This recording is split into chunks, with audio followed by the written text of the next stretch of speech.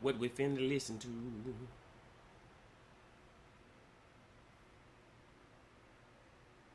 Beef.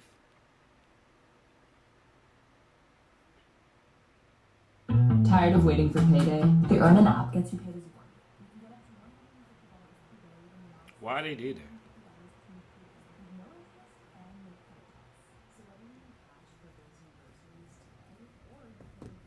And then my headphones stay connected to the computer, but they won't connect to my phone when I tell them to. But then when they want to connect to the computer and fuck up the audio for everything, that's happening every day. Call of Duty streaming, no audio.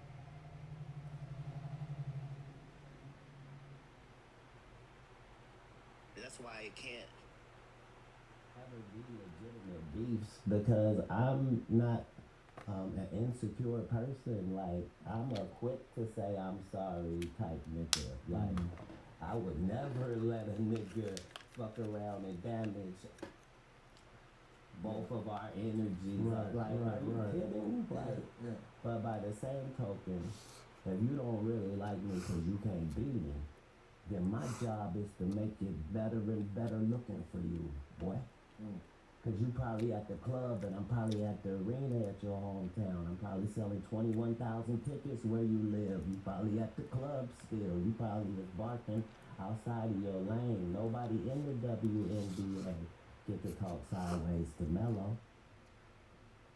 So why I'm gonna let these little rails and niggas that are whole different, these CBA niggas, why I'm gonna let them talk about what I got going on over here in the real league? It's all weird.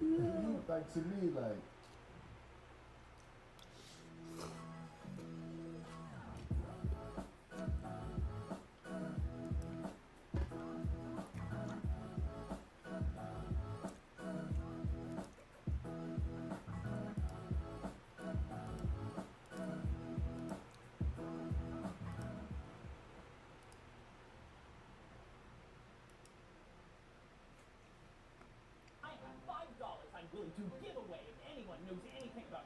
Royale for $5. Clash Royale, can you tell me which king is the good one? Clash Royale? Yes, Clash Royale.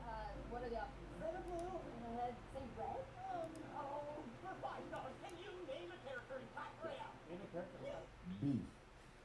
I don't think it's a beef. There is not.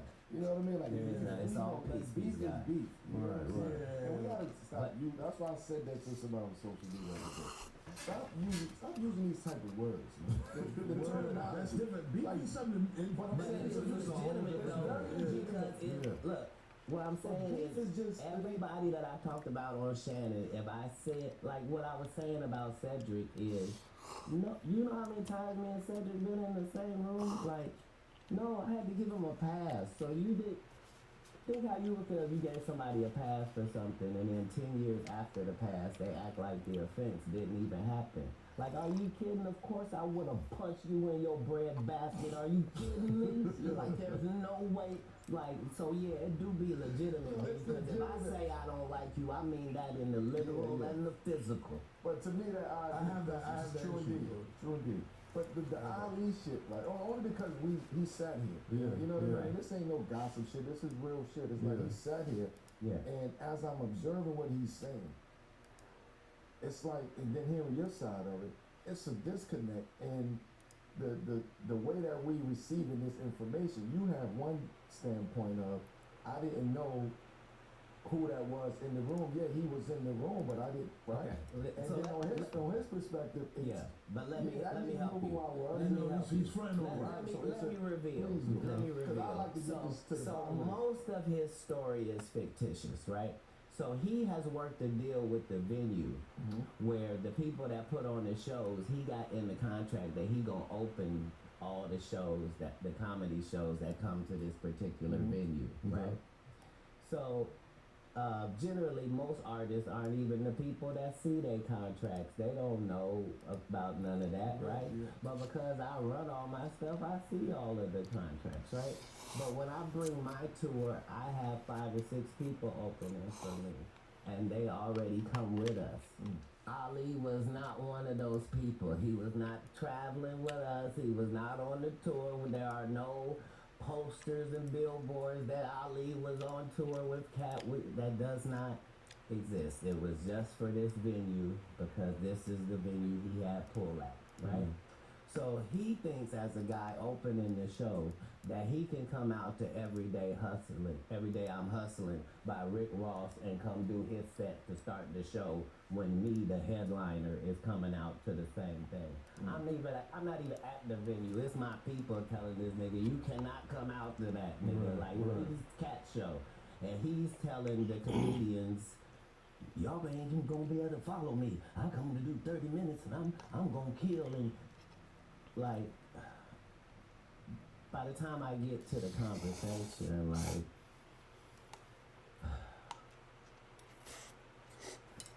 either Ali can perform or I can. You see how that's a no-brainer? Right. But because somebody did book him, maybe this is a money situation. So somebody get this man a check so that he didn't lose any money for coming out. I wouldn't want it to be that type of situation. So no matter how you break this is never me versus him. Like, he was never, like, that's why he can't tell you about any conversation he was having with me and how that's just not possible. Like, I already had the people on the tour that was on the tour already. This is just a stop in Houston. You moving how you moving, and it's coming from 2 different directions. But he's aware of both of those directions. He's not unaware. Is it salvageable? He told you himself there's nothing to salvage. Copy. I'm saying it would be different if we had a relationship and it went awry. We never had a relationship. He was on an opposition team. He's the enforcer for Bill Bellamy and D-Lay and Billy Sorrells. So because that's his squad, because that's his squad, I'm over here, you dig? And everybody understands that. So you drew the line.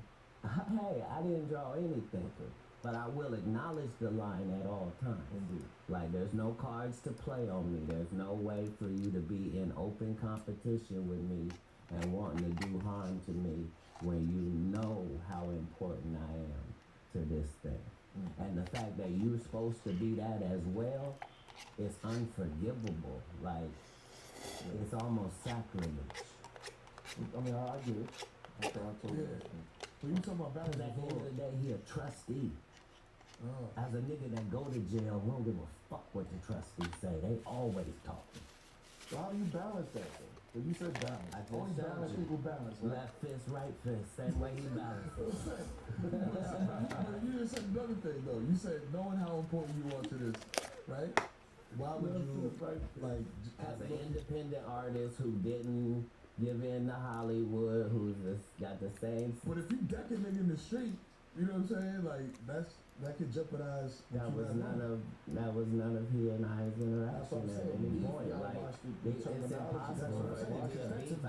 I never had a grudge with this guy. Yeah, like, even outside of the B&B, if you said, you know, he would come in and say, you know, I got 30 minutes, nobody can file me, all that type of stuff. But he was like, just saying that to the comedians that I had as open. That's what I'm saying. I'm like, at least at that same level, you can at least respect that energy as a stand-up comedian when you want the competitiveness of wanting to be the guy. Nah. He'll tell you, when we go to play an away game, stay the fuck over there. This the away version over here. That's the home locker room over there. You stay over there. We over here. Right? Like, knock it off. We come through two different directions. This is an away game. This is an away game. How Break you that down. finagled your way Break it down for me for folks who may not. to get adjacent to my team, but you don't respect me as the leader and captain of the team, and you also disrespecting the rookies. Right. Like, knock it off. Where do you play? You probably play at the Chicken Shack. They got 150 seats in there. Go live that life. That's your real life. This is an arena. This Toyota Center we talking about. Knock it off. 10 out of 10 friends say you have to go to that wing place, and that pizza shop, and that noodle spot, which you have time for 0 out of 10 nights.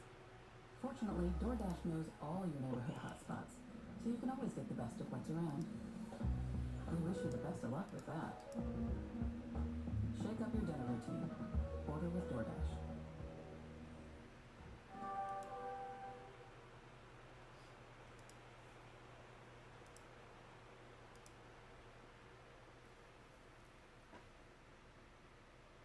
Do you need extra cash this week? Download Empower and get approved for up to $300 with cash advance. No credit check, late fees, or interest. It's just the money you need when you need it.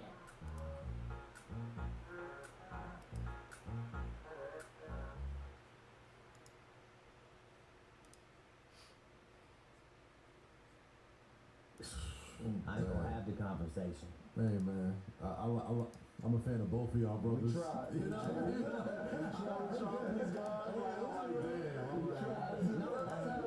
only did you try.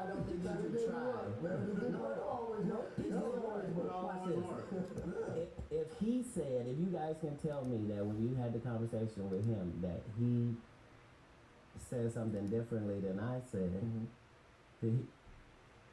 so what do you say? You saying he went for peace? You saying he went for peace and then I messed it up by coming on and not accepting it? We heard his piece, the way I interpreted it. He also told you that there could be no making amends for it because of the lines that have already been crossed. Okay. For me, it's only the fact that they've been crossed when I have no beef with him. Yeah. But it seems like those lines are imaginary. Nothing in my world is imaginary. No, to him. You know, or self-generated. Exactly, that's what I mean. Right, but I'm saying only one of us is trying to get mentioned in the same sentence as the other. Me being talked about with Ali Sadiq does nothing for my credibility or anything. Right. Him being mentioned with me, though, somehow puts him in the conversation of greatness without needing 60 movies. He can have 0. Without having 50 network appearances, he can have 0. With 13 specials, he can have 6. And still be in this same conversation. It's for us to not allow that. And we do that by ignoring every episode of everything that he's on. That's why the numbers be so low. So he was saying enforcing. You gotta born the knowledge, man. You gotta born the knowledge. You said we tried, America. I try to complete the cycle, man. There was no times that Carmelo suited up to play the opposition team and was okay with the fact that tonight the other team won. No, I agree with that. This is 101. This is ISO. I'm the greatest 101 ISO in the lanes I play in that ever existed, and I don't need nobody to complete the game broker piece. There must be a winner. There must be a loser. Don't be mad at me, because I'm throwing my W up. Sorry. I mean, would you need to say the same thing for Wednesday?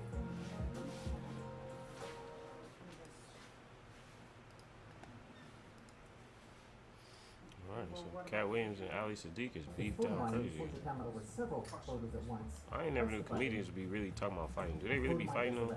I wouldn't expect you to say okay as long as I am.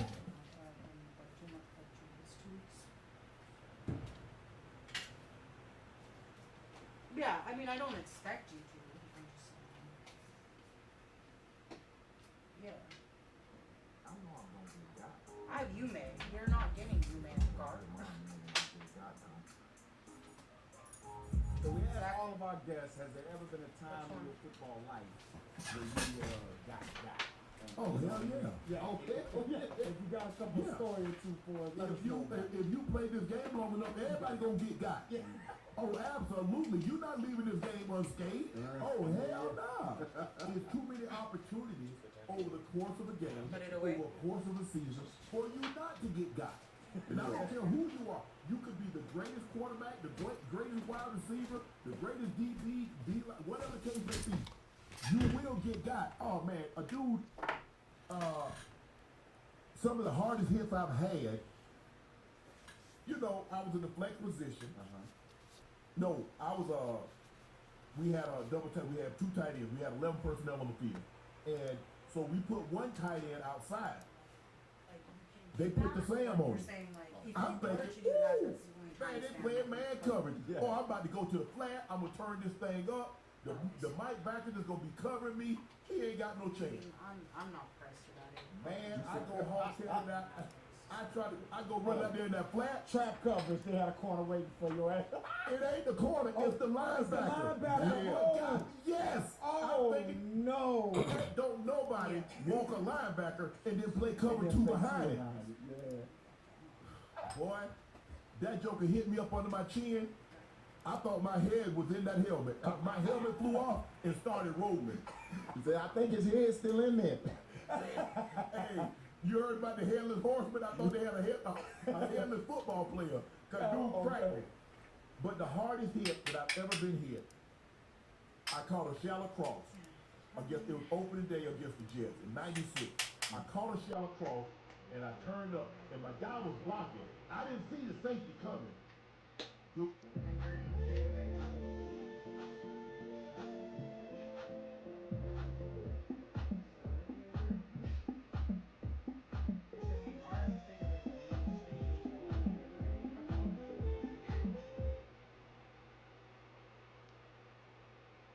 Right. Put my foot in the dirt, and I turned up. I took like 2 steps, and Gary Jones hit me. I had a shield on at the time. He cracked that shield just like a windshield. So I'm laying on the ground. I could hear him talking. That way to drop that word on Jones. That way to. I'm like, what word he dropped?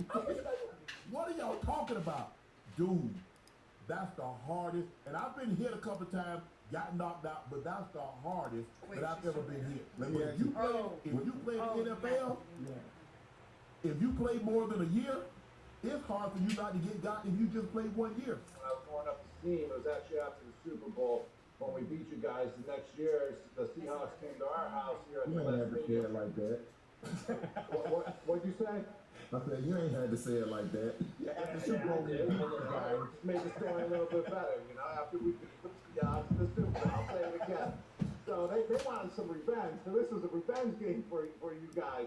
And Is it dark? I'm going up the team, and no, this actually wasn't the year after. This was It's 2 years after. I mean, for This is what? the first I mean, time is it we bright played the enough? Seahawks since we beat them in the Super Bowl.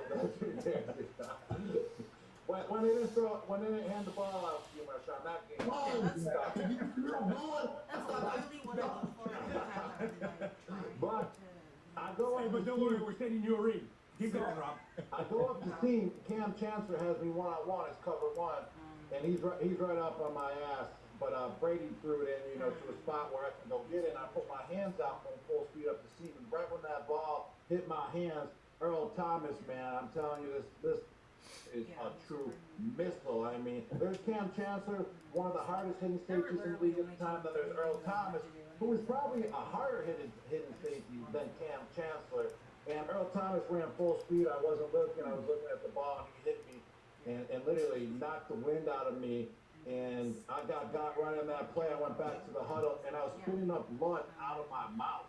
And I was like, damn, what's going on with me? But I was like, hey, I got to toughen this out. I got to show that I'm not hurt. 3 plays later, I catch a ball, a fade route on the left, one-on-one with another DB, and bring it down to the 2-yard line. And now, here it goes. It's 4th and goal. And I'm sitting in the huddle. I'm like, I can't You didn't tell move. him I got I'm into hurting. an accident. But I'm gonna out-tough everyone with just my mental toughness, even though I'm putting blood out of control. My legs are hurting now. There's pain I mean, you going can. down my back. And I'm like, hey, the game's about to be over. Just get through it, and then everything else will be good after here or that. there, but I'm just. So it's 4th and I'm just goal. I'm saying, one-on-one now with Cam like, Chancellor, I all the way think to the that left. moving forward, I do a little that's fade the route thing movement. is Brady throws it life. where only I can can talk- go back and jump up in the air. I try to jump, but my back is so from that Earl Thomas hit. I jumped about a half centimeter off the ground, and the ball hit my fingertips, and we lost the game there on the spot. And I would have won that game again. So you kind of got redemption a little bit, but that's when I got. I know we talk about in the 90s when they was playing some real football back then, man. There's been a time on the field you got, because I know you got a lot of people, but there been a time you got. I mean, yes, to answer your question, yes, absolutely. Can you recall it? It happens. It happens. You know, I mean, I don't know. Are you sure we have time for this? I mean, Yeah, we got a little time. Quick. We got time. Oh, we got Say time for what this. you gonna say, man. Say you talk your talk. not necessarily, No, I think one time when I got was, I mean, it happened more than once, but one that I can remember right off would have been, I guess it was probably around 96, 95 playoffs in Green Bay. I think I had maybe like 12 carries for like 1 yard or negative 1 yards. It was like, it was January, it was negative, whatever it was, temperature-wise. The field was frozen. I think it may have been Reggie White's first year there, maybe their first Super Bowl that they won. But it was around then, and that was definitely a day where it happened, man. I got. Was it just they just had guys everywhere, or was it any particular hit where you like, ooh, they came to play today? I felt like it felt like they had like 13, 14 guys on defense, honestly. Right? It just felt like they were everywhere, It felt like they were everywhere. And, it can be crazy in Lambeau Field sometimes, especially, being playoffs. And they just had our number. And obviously they knew what it was we were going to try to do. And they definitely shut us down that day. I don't think I got a situation where I just feel like, somebody just got me to the bank. I've had some good collisions. Yeah, but they got it too. You know what I'm saying? You know what? We played the Philadelphia Eagles and in the playoffs at home. Okay. And it was inside zone play to the left. And I remember I pressed it into the B gap. Tired of waiting for payday? The Earn An app gets you paid as you work. You can get up to $150 per day with a max of $750 between paydays with no interest and no credit checks. So whether you need cash for bills and groceries today or you're planning for tomorrow, Earn In helps you get the most out of every day. It's your pay, your way. Because let's face it, life is full of surprises. Download Earn In and make any day payday.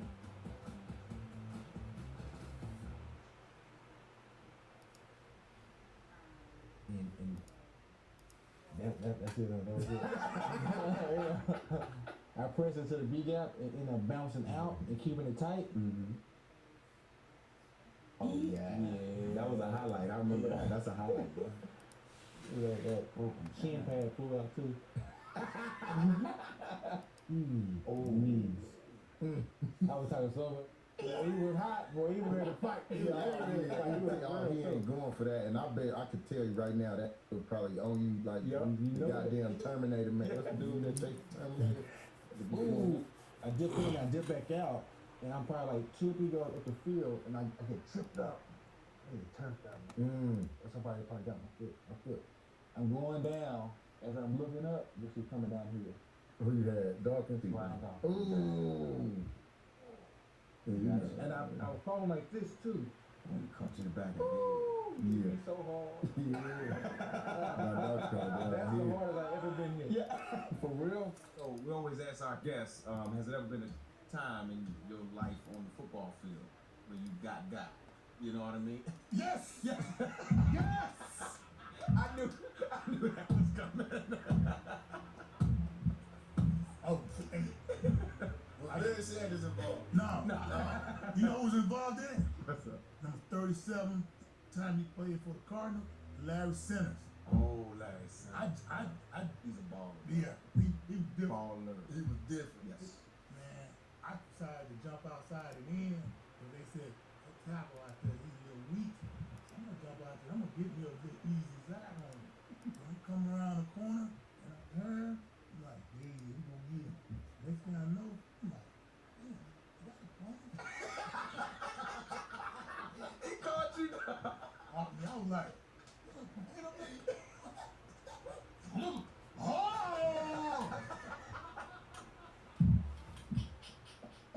Hey, you got chipped? Oh, he chipped. I mean, I brought you down with a chip. Same leg. But you know, I'm running like this. All I know is I'm like, damn. Next thing you hit that drop, jump up. I was like, you? Excuse me for saying it, but I went, you? Dog. I stopped. You got I'm gonna jump out there. I'm gonna get me a good easy side on him. When I come around the corner and I turn, I'm like, hey, you gonna get him. Next thing I know, I'm like, damn, that's a point. He caught you. I was like, oh!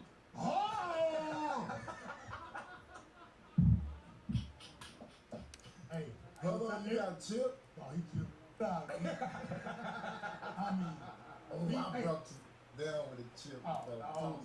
Same leg. But you know, I'm running like this. All I know is I'm like, hey. Next thing you hit that drop, jump up. I was like, you?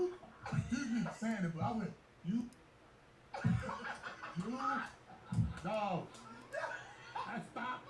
Play's still going on. I just stopped. I looked over there. The quarterback still holding the ball. Dennis Green got on me after this back in the day, but this quarterback, man, I went over and grabbed him. They threw flag out. I was wrong.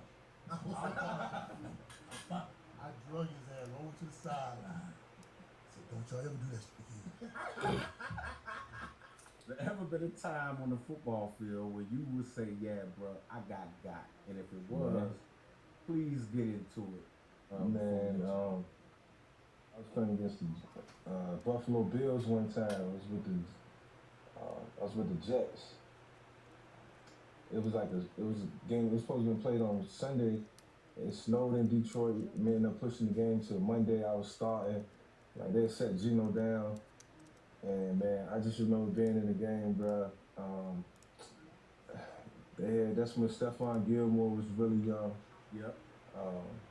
They just had a lot of good players, man. They had a lot of good players. They had what's the linebacker that played for Philadelphia? They had some dudes.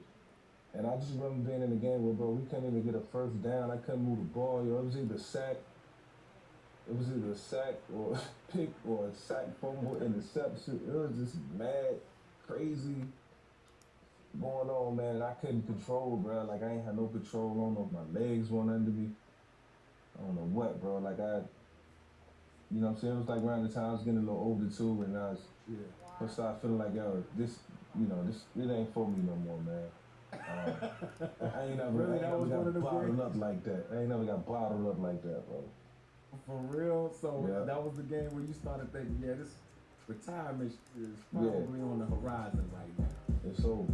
It's over. Man, I know I'm gonna get got. I'm gonna get mine more than I get got though. 2-4 for the one time. I'ma get got, but I bet I get mine. 2-4 to 2-6, and if I get got, then you know how to get. You know what I mean? Like, I never watched it. It's done being built here.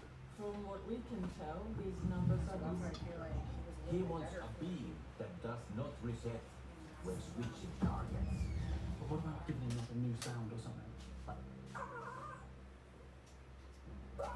Enough. You have 48 hours. No revolution. He walks. I want him back. I want one.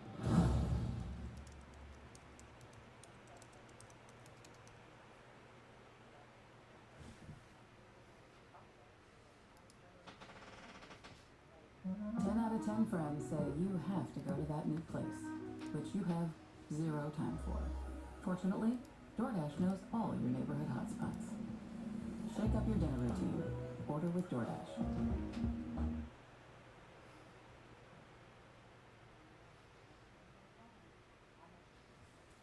When you hit your first season 06 at Bama, come in like you said, y'all decent. But what was it like, first of all, with Mike Shula as well? Different than what we know, the Bama with Nick Saban.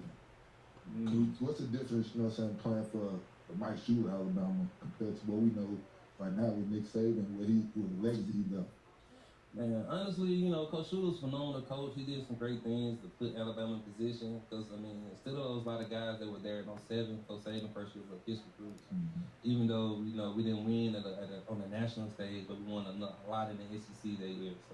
So, he had laid the foundation, basically. Those guys really bust their ass for Coach Saban when he first got in. Coach Shula was more of a players coach. Coach Saban was more like, you gonna do this shit my way. You gonna do my shit my way, I'm gonna find somebody to replace you. So guys got to understand that. Matter of fact, first year with Coach Saban, 07, the offseason program, we did that shit for like 2 months straight. Like managers, 4 quarters. Damn. We started re-giving gifts. That's how long that shit was. Like he gave away gloves, notebooks, shirts. Like week 5, we were back at the top of giving away the same fucking gifts. So that shit was so long, extreme, because he was laying the foundation. How plenty of guys died. What was that first team meeting? Wow. Man, we didn't like Coach Saban. He wasn't what he is now. So he kind of had, he was a national champion, but he wasn't the Saban that everybody loves today, winning multiple championships. So guys he won us over by bringing in a great group of guys teaching us how to work.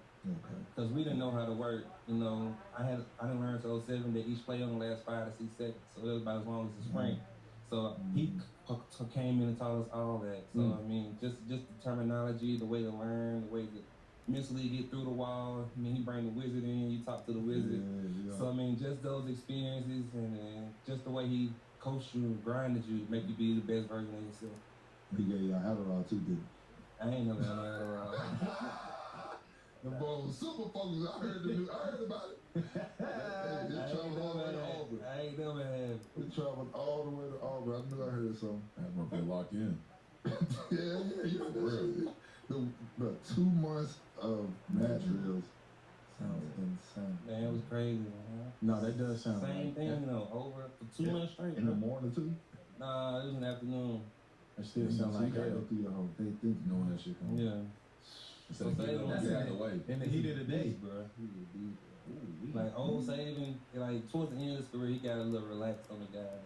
I said I was building a fire, and she said I was emotionally cold. He built a heater for his virtual wife. I've been asking him to fix the thermostat for 3 months. She's level 6 compassion. You're level 2 and passive aggressive. Sending sweet nothings to your virtual wife again? Want me to roleplay as an NPC and say, Master, you're amazing. It's just an automated reminder. No, she is the only one who cares about me. In Whiteout Survival, humanity is frozen out, just like Andy was last night. Who just made that noise? And are you actually playing a survival game right now? Babe, I'm trying to keep the people warm. Something you've never done for me emotionally. What nonsense are you talking about? Babe, I'm lonely. Why out alone? From what I can see. Yeah. Back in the day, man, I ain't never heard a man yell so loud in my life. Like, to be so small, be the loudest guy on the field ain't even close. Like, just like the way he controlled the room, and like I said, he got the best out of you at all times. Motherfucking hair get to shaking. What was that 07 season like when you got there? It was different because, you know, when Shula was there, man, you would not eat all day Friday because, you know, the pregame meal, the pregame meal the night before, the night meal is gonna be fried chicken, macaroni, this, and all this other food. When Coach Saban came, all that shit got cut out. Man, we were eating goddamn sandwiches going to sleep. That's it. Just a sandwich? Yes, that's it. Waking up the next morning, our pregame meal was a steak, green beans, and a piece of French toast. That's our pregame meal. That's all that was on the table. I ain't gonna lie, them hotel meals are bullshit. Man. He wouldn't feed us. We gonna have to feel hungry as hell, bro. He wasn't feeding us. Keeping y'all hungry every year. Motherfucker ain't fed me. Right, that's why they're playing mad. Niggas out there hungry. That's crazy as shit.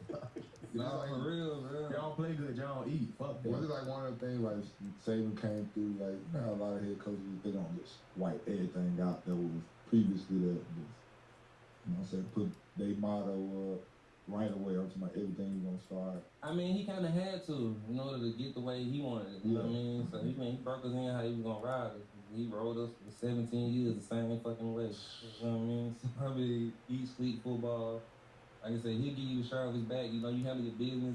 He's a great players coach as far as like any family issues you got going on. He'll help you come up with a plan. And he did a tremendous job with me, helping me and my family through some situations. So now I love him. Man, shout out to John Saban. Shout out to Nick Saban. You started all your college games? Day one. Yep. Damn. Step on campus day one. Man.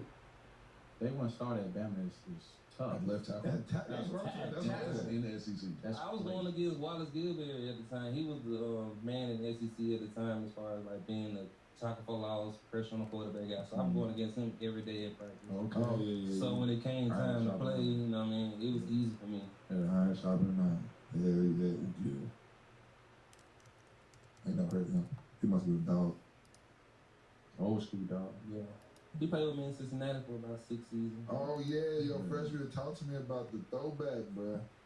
I saw that joint. Oh yeah, that was my they promised me I was gonna score a touchdown while I was in college. They knew I was about to get fired. So it was like, hey Smith, we gonna let you get this touchdown like we promised you. They had fired Coach Shula maybe like 2 weeks earlier. Oh dang. So the staff knew they were pretty much gone. They came with a little lateral pass to me and I scored. That was the same time. The hardest part was those celebrating. I'm tired of fuck. I jumped up about 10 times trying to chest bump everybody. You know, that was the thing today. Back in the day. We turned into lag right there. Turned into an AI. Man, I was tired as a fool. Here you go. There's one. Hey! He got out there. Yeah, man. Y'all be Auburn that year? Nope. No. Man, they beat us 5 years in a row. So you over against Auburn? No, we beat the shit out of my junior year, 36 shit. Damn. We can't get back. I might get back. I said that's for all 6 years. That was the year before I got to Auburn. Yeah. Oh yeah, because that was in Alabama. Yep. Yeah, I remember them boys. They got their toe up. Yeah, so I was gonna ask like what it was like playing with the O-line coach that was down there. When you first got there, how did you take to like were y'all cool? Like y'all like how did you take this coaching? How did that go as far as like just being in the meeting room on practice field? Well, Coach Pinder? Yeah. Oh man, you know, he came with a lot of knowledge of the game of football, being offensive coordinator for Kansas City when they had a lot of success, and it was easy to buy in the way he was selling because he did it at a high level and he was successful while doing it. And he also taught me a lot about double teaming. My coach in the NFL said I'd probably be some of the best double teams he ever seen in his life because I learned that while I was at Bama. Right. And just being able to go out there and fly around and like set the tone from point one, play one, you know what I mean? So just to go out there, compete your ass off, finish strong, and dominate the guy in front of you. That's how we believe in. Outside of watching from the sideline, it's yeah. Like that niggas like that. He's like that. Niggas really like that. Besides Alabama, where is your favorite stadium to play in college football or SEC?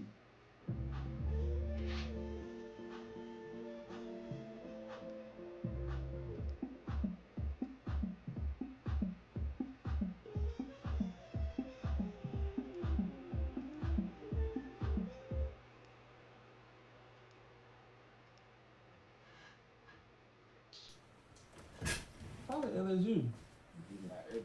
Everybody say that. I mean, it's electric down there. I don't know what it is. We got the juice, man. We got the juice, man. Just like the band, they play a lot of mixed music. Yeah. You know, Alabama, we ain't really playing a lot of mixed music.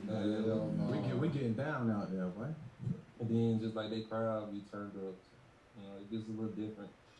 You know, being in Alabama, being a player, you don't experience it the way that an income team with a opponent would. Yeah. So I don't know. You know what I mean? So, That just be loud, especially when they upgraded, added 20,000 more seats. It was already loud, though. It was already loud. I wouldn't say it. Yeah, nah.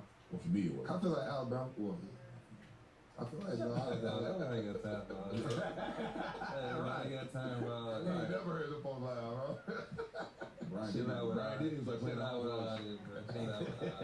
Playing the Brian Diddy was like playing at home. Chill out with Fear the thumbs, though. I still got my t-shirt. Fear the thumb. Yes, sir. Fear the That was my sophomore year. Yeah. That was your before you got there. But I still remember I got my t-shirt. Fear the thumb. Fear the thumb. Fear the thumb. Yeah. Like going to your junior year, now that's when y'all get this shit rolling. Yeah, man. Like, here go Nick Saban in Alabama. Like, what was this season like for y'all? Putting out 12-2, and having a good record going into the next season for them. Well, really, we had a great offensive line that year, led by Antoine Caldwell, who was our center. He did a tremendous job with getting guys prepared. I played next to Marlon Davis, who he had a pretty good college career. He went free agent to the New York Giants and New York Jets. Then we had big Drew Davis at right tackle. He ended up doing a really good job. We just had a lot of camaraderie in the O-line, which made everything easier. Like guys knew what guys were thinking. And we prepared so hard during the week, and when it came to the game, it was light. It wasn't hard at all. Yeah, shout out to Twan. Yeah. So that you remember that one recruit I told y'all about when I had on my visit when I was freshman year, I had one recruit. Yeah. I hosted one player my whole time. It was Twan. He ended up going to Bama and started. Damn. That's crazy as hell, King. Well, never got another recruit again after that. Man, Ooh, I remember that boy. Yeah, Green, Hell yeah. he might have been the strongest dude on the offense. He was Roy Upchurch, bruh. God damn it, every time I think of this nigga name, I think about we fucking this fourth. Oh, the touchdown in the Yes, bruh. I missed this other safety, bro. I tell Nico, I look at Nico, I see this nigga right there, I'm like, hold on. It's a running back and fullback. That's a problem. Nico, banjo. So when that nigga go out there, you take him, I'm gonna take the running back. Christine?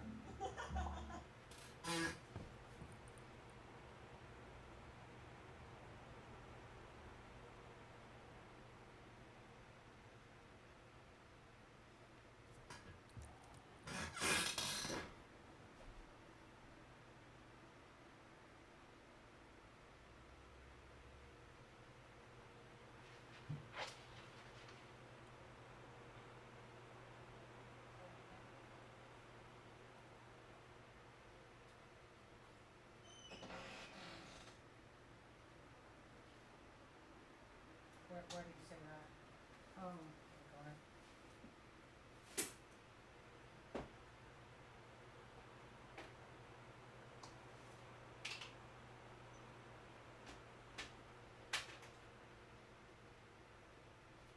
Yeah.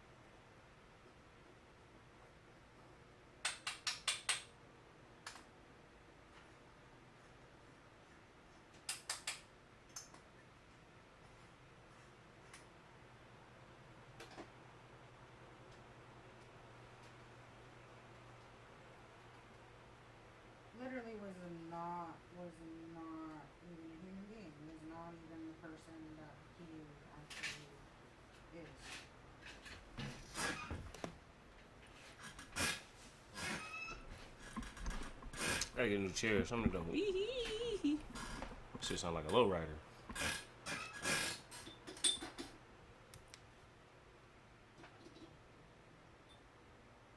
Yeah.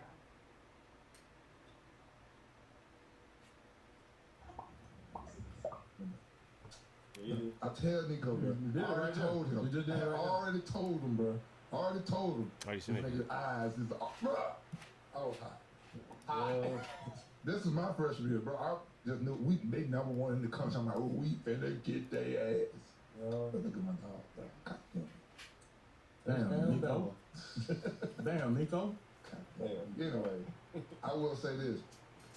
You got to be one of the most decorated offensive linemen in Alabama history. I know that. Damn, he 38.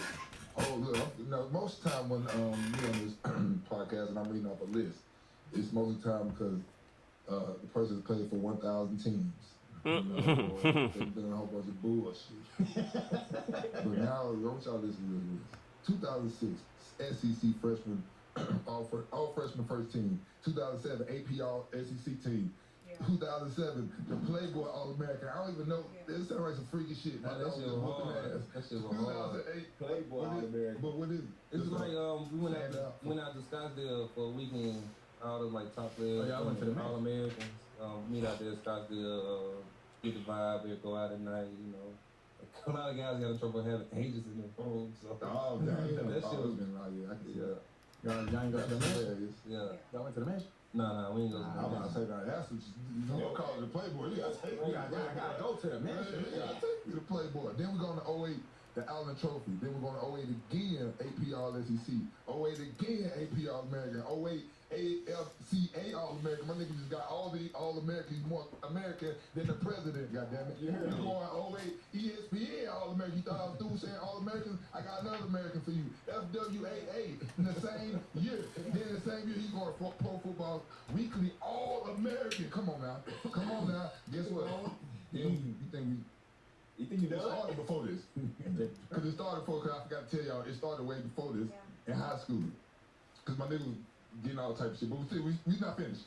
08 again, we got Rivals All-American. Then 08 again, Sporting News All-American. 08 again, we got Sport. All right, 08, my nigga just got all the All-American. It was a year. Walter Camp, All-American. Now, This nigga Andre Smith. can they just over enough. It's just not, after this, after the first one, you gotta be like, all right, I'm him. Because every year, you win awards. Shit, there was one year they couldn't deny you. They had to give it to 2 people at one time. What was that talk like, the award? Talk to me about that, just being able to be acknowledged for the shit you doing out there on the field that you've been grinding on, you know, since 7th grade. Man, you know, it was great to win those awards. You know, a lot of my hard work, you know, guys got to see my hard work, and you know, people saw it and it came to fruition. Everything that I put in the off season, during the season. For $5, please. Can someone name one class layout character? 100 possible options.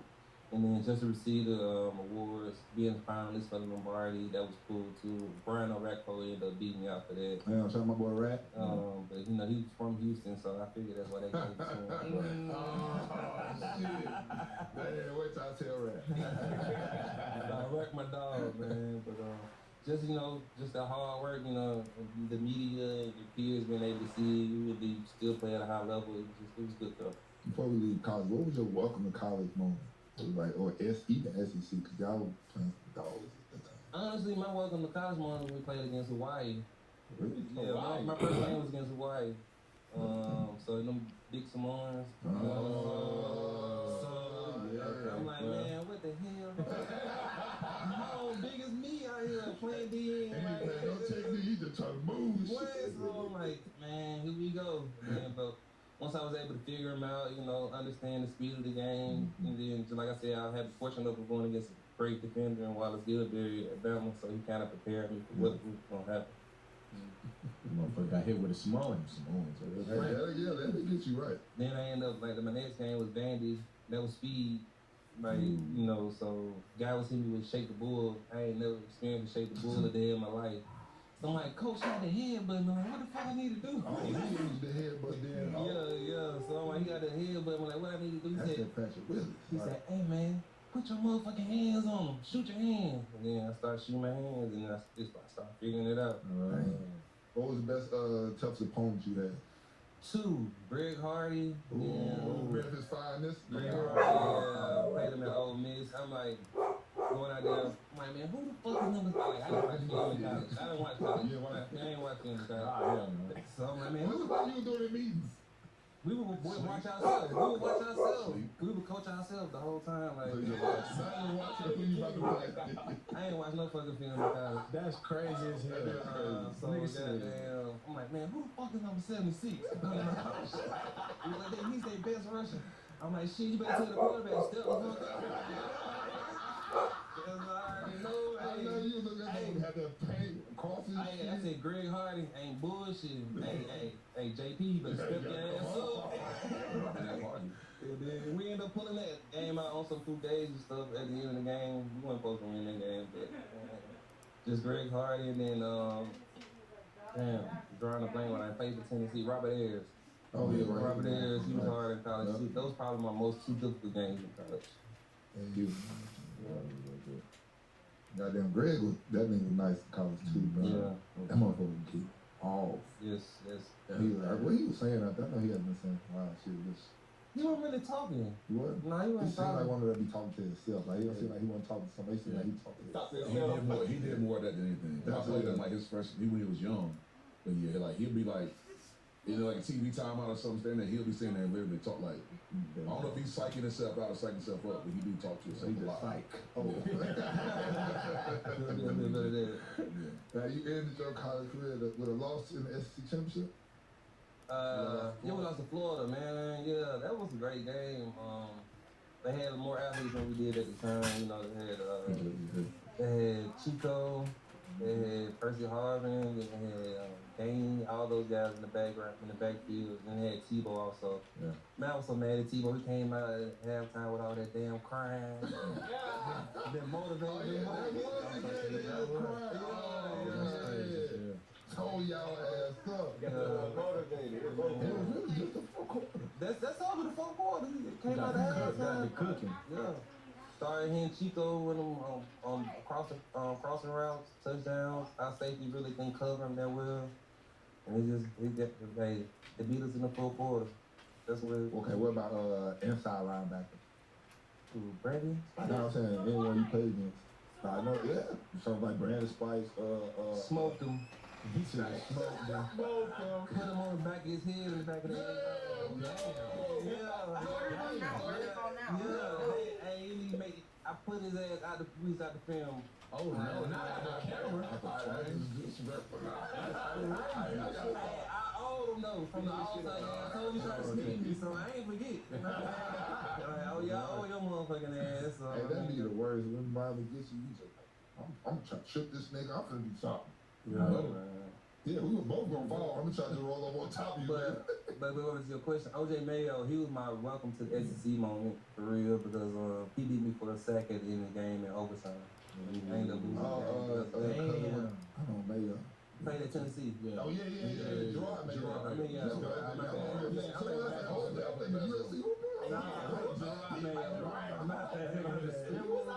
Gerard Mayo, my bad. He was nice too. Yeah. He was nice. They put his ass at DN. I'm like, man, what the fuck you playing linebacker the whole game? What the fuck you down here rushing for? And I was a freshman, so I'm like, shit, here we go. Playing in Knoxville. So, shit, they were proud with Ruckus, Rowdy, and whatnot. 10 out of 10 friends say you have to go to that wing place, and that pizza shop, and that noodle spot, which you have time for 0 out of 10 nights. And beat me off the count, bend the head on my ass, say, and I'm like, damn, man, this how it happens? I ain't never But it was a learning experience, you know what I mean? I learned from them moments, so it made me a better player later on in my career. Sure. Now, what happened with you get suspended or something with an agent? Basically. And that's why you had to leave? You had to go leave early? No, that wasn't because of that. Coach Saban, like the way he does everything, he sends your tape off to get evaluated. If you come back with first round grade, he tells you to leave. And basically, he told me, said, "There's nothing else for you to accomplish in college, so go ahead." And Yeah, I leave. mean, So, like every award there is. Right. You could have. So I kind of feel like that 09, that was been my senior year, that was my class. So I kind of feel like I earned just a little bit of piece, even though I wasn't there working with them, but my guys ended up getting the national championship, so I feel like I got a little piece of that. For sure. No, you definitely, like you said, like you were saying earlier, you set the you were setting the ground, you paving the way for them guys to step in and win all these national championship shit. Yeah. Because for a while, like, right, yeah, because that's when Ed Jones, now Bear didn't go first round, but he was winning all the damn awards. Yeah, he won a lot of awards. A lot of awards. A lot of championships. A lot of championships, DJ Fluke and all them boys. After that was just a wave of just all the recruits, and obviously the skill position, defensive side. And what was it like having all them 5-star big name players going to the same under All-American games and all that, like getting in one building, like getting in the facility like that. Man, just like competition brings the best out of a man. That's one acronym Coach Saban lived on. He said, "Iron sharpen iron." He said, "If you want to be the best, you got to play against the best. You got to prepare against the best every single day." And like I said, it made the game so much slower on Saturday. Because I'm here going against Rolando McClain. Man, Rolando McClain, he came in as a freshman. That forearm, man, hey, bro, don't you hit me with that no more, bro. And then, like, me and him being up building a relationship, he became a phenomenal player. You know, he played at a high level, went first round, number 7 pick, I think. But just to go against him and let me see who else we had. Brandon Dedrick, he ended up going like in the 3rd round that year to the Patriots. Did you play Marcel Darius? Yeah, Marcel. He was like a freshman, sophomore when I was there. But we went to the same high school, so I already knew Marcel. So we already been going against each other. You know what I mean? So I already knew what little bit his game was, and just to go against him during the week, and then like I said, it made the games so much easier on Sunday. Most of these niggas at the same high school. That's kind of cheap code. But we was sorry as fuck, though. That's crazy. That's how we ran with the fucking beer. 3 yards in the cloud of dust. That's it. Shit, we got you. Running behind 71. Shit, man, no problem. This shit was so bad, bro, that the DB would leave out the receiver to go with his running the ball. And fuck, I ain't covering you. I'm finna goddamn go pursue the run. That's crazy. Exactly, so I mean. Super loaded box. 11 in the box. Every time. That's old school football right there. Oh, yeah. Tired of waiting for payday? The Earn an app gets you paid as you work. You can get up to $150 per day with a max of $750 between paydays with no interest and no credit checks. So whether you need cash for bills and groceries today or you're planning for tomorrow, Earn In helps you get the most out of every day. It's your pay, your way. Because let's face it, life is full of surprises. Download Earn In and make any day payday.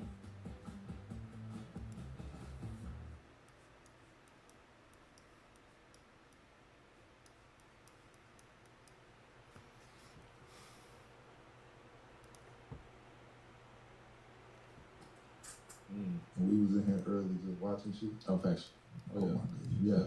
They had a highlight tape, but it was just one game. It was one game. It was one game, 3 minute long highlight tape. Gold team, 33, 55, 38, 78. 2. Didn't stand a fucking chance. It was getting cooked. Yeah, that's Hill City. I remember that. And you can, you got a good, the recruitment good lineman. When you look out there and just make sure he bigger than everybody on the field. 33 was getting. He was a sled. He was bodies everywhere. Workout. This is why. I think the first 3 plays was number 33. Like I'm not trying to even play against him. Set the tone, man. Set the tone. I'm saying with 88 pancakes, you know what I'm saying, in high school. I don't even know how. First of all, that's the question I gotta ask y'all right there. How y'all count pancakes? Because sometimes we don't really fall. We fall on our own, you know what I'm saying, trip over our feet. But y'all end up doing it. That's a pancake. Them all IHOPs right there. All of them is IHOP. Big stacks. Hell, you had a couple of them where you ran past the running back. Man, you had more yards on the block. On the block than the running back. That shit crazy. Yeah. What was that shit like for you, you know what I'm saying, being able to manhandle in high school like that? Man, our coach, high school coach Coleman, man, he made us live in the weight room. So I was strong as hell in high school. I was benching 455 my senior year, so Like anybody I grab, I was gonna double it. It's over with. Oh, we can see. Right. That's what I'm saying. Y'all just watching one game. We went back when he was This is one game. We went through like his whole highlight tape. Oh yeah, he's like it looked just like this. Bro, I'm talking about every place. Like we got on Raw Room Academy. Oh yeah. We got For sure. He would have won. He would have won. Every week. That's what it is. Like what you put it on against. Man, when every week. The scholarship over 33 alone. But when did you know at this, at a young age that you were good? Or when did you even develop into that? Like when did that happen? Man, fortunately of my freshman year, we had a great lineman named Dominic Lee. He was like a 4-star athlete coming out of high school. He played D-line. I would go against him every day in like one-on-one drills. And I would stalemate with him. Like, okay, I can do this shit. You know what I mean? Like, he a senior, I'm a freshman. I'm up to stalemate with your ass. Eventually he won, but I'm like, I can do this at a high level for sure. When did you start playing football? No. In the 7th grade. No. I was always too big. Too big. Weight class. Oh shit. Okay. Now you're on me and trying to make it from 255. I ain't Mama was like, no, let's take Darren off the field. Come on. We don't go somewhere else to do this. That's crazy. Then you went straight to the line. Oh yeah. Straight to the line. No tight. He never touched the ball. But growing up, I always told my dad I wanted to play football, but I always too big, so every Saturday morning, I would wake up and watch the top linemen in the Southeast, even though I wasn't playing football. So I saw, like, my dad said, you can be this. You just keep grinding. So I saw I had the vision of what I could be. Yeah, that's what I'm talking about right here. That's what I'm talking about. Finish the ball offense back there 10 yards. Right. That nigga got 15-yard block just now. Look at the real. Like, shit happened, bro. But I will say though, like, being that size, what is the mentality like? Because you say you learn at an early age before you even step on the field. Like, I have to do this. Do you want me to just put it in the freezer? Being able to actually do it with having that Just so size it don't go to bad? move and do it. Sure. Technique shit, 'cause that's what Sure. come for y'all to play. Or if y'all still eat barbecue, then I'll leave it out. I just don't want to open it and go bad. Okay, just leave it. You number one. I'll open it. Tackle by time you're school. I'll open it. So I was going to eat some, but I was asking if you want me to put it away after I got some. No, you can just leave it. I'll have some. I love basketball. I played soccer as a kid. I was athletic. I was always a big athletic kid. And I'm saying my dad said one day he was coming home from work. He noticed that the plate the same size as his. He asked my mom, who else coming to eat dinner with us? I'm like, nah, that's for your son. So eventually, I kept getting bigger and bigger. And my dad said I ate myself from a safety to linebacker to eventually offensive lineman. But I always wanted to play O-line, because there's no better feeling than moving a man against his will. It is. So, there's no better feeling. Young Dre. Yeah, that's the junior all-star game. Oh yeah, the junior. So this going to my 11th grade year. Oh shit! I didn't know that. I thought y'all did the same. Right, what the hell? Man, Alabama, we had so much stuff going on back in the day, and hopefully they bring it back. They don't do the All-Star game no more? Not for the juniors. Oh yeah, okay, so it's just seniors. Yeah. Okay. But other than that, you playing in the Army All-American game, one of the number one tackle in the country. Like you doing everything. Like that's just the start of all your accolades and everything from there. But what is it like going to one of those Army All-American games? Is it the same thing like going to the Shrine or the East-West games? Yeah, it's just basically like all the top talent. They didn't have the Under Armour game then, so the Army game. That was the game. Like all the guys that were the top in the nation played in that game.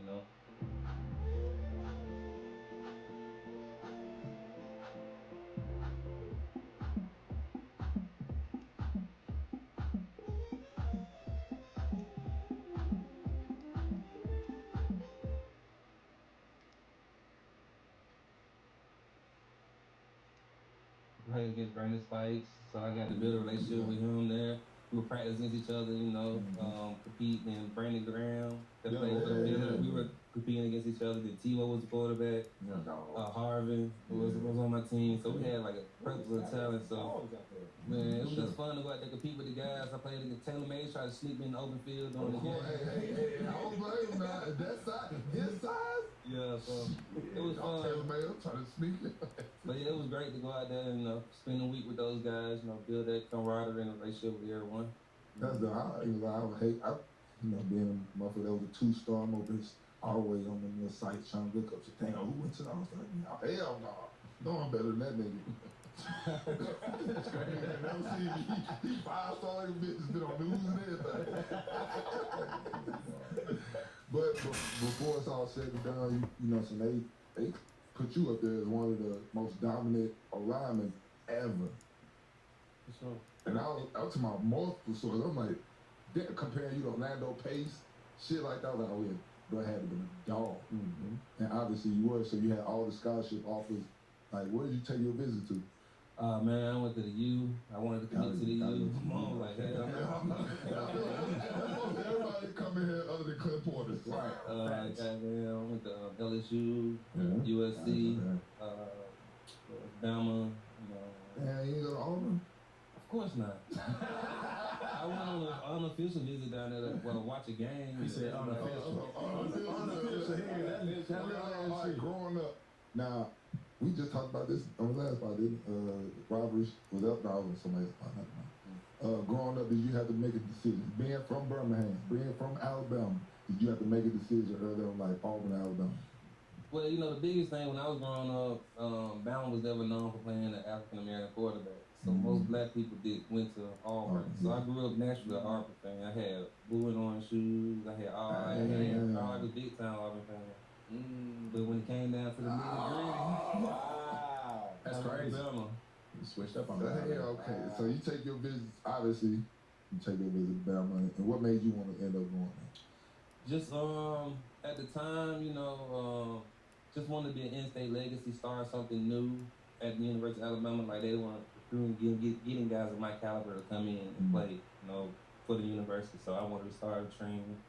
And luckily that trend just kept going because after me came the Julio's, Mark Ingrams, Mark Barons. So just to be able to start that off at Alabama, get those guys to come in and play at a high level. I played at a hell of a high level also, You get all that talent and stay in the state of Alabama, and just be a legendary. Sure. Was Bama trash before you got there? They were decent. It's the average. They were decent. King and them, they were working on it.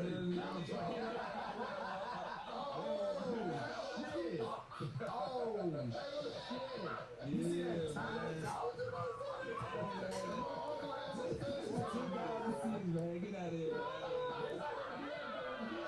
I was serious, man. I thought I was clean as hell, man. You can't tell me that. Nigga look like a beat reporter. From 1940. Come on, man. Oh, shit. So, big Bama. Damn. But, hey. This our first Bama player. This is our first. Outside of basketball player. What's his name? The one we scared Rich. The one we had scared off. Yeah. He said the one what? The one that we scared off. Yeah, Rich ain't never coming back. Rich ain't never. We had a whole family fight, bro, in front of our company. He was scared of hell. It's one of them family fights where as a family you gotta take somebody. It was going down, man. I don't even know what the fuck. Still talking about Steph Curry golfing. I seen the bottle slam. I was like, You see the nigga bang and but wait till you see, bro. That shit was too funny. That nigga did me. That was easy. Anyway, bro. Anyways, first battle football. Niggas right. Niggas right. Anyway, so listen, I got a question for you. So I want to go back before we go to college and everything, back to high school. So even before that, you said you started playing in 7th grade. You played those sports. You said basketball, soccer. You had good feet. I saw you also was a track and field guy. Yeah. You did discus. You did the shot. Right. Right. I want to ask, what was your technique for the shot? Did you spin? Was you straight power? I was a glide. Was you a glide? Yeah. You a glide guy? Okay. What's the difference in the spin and the glide? Well, so the spin, you obviously spin. When the glide's you punch, it's like a punch. Like you just drive off of one leg and then you just. Oh, face the opposite way. You glide backwards. Okay. Turn around. I was saying, I glided too. Oh, okay. Shit, I'd have been a spinner, boy. You said that ball sits about your hand and you break it down. I seen somebody break it. But I'm in there, bro.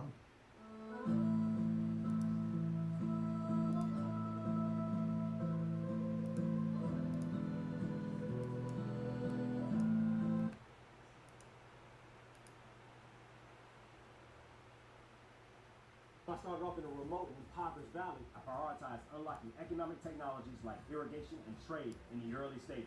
By controlling the water source, I was able to gain control over the economic lifeline of the region, allowing me to build wealth from scratch. I continued to develop trade, form allies, and expanded my armies and weapons. Finally, this kingdom is mine. Wait a second. This is an old scratch. OMG, guys, this herring just tried to frame our VVIP guest. Crossplay, now available.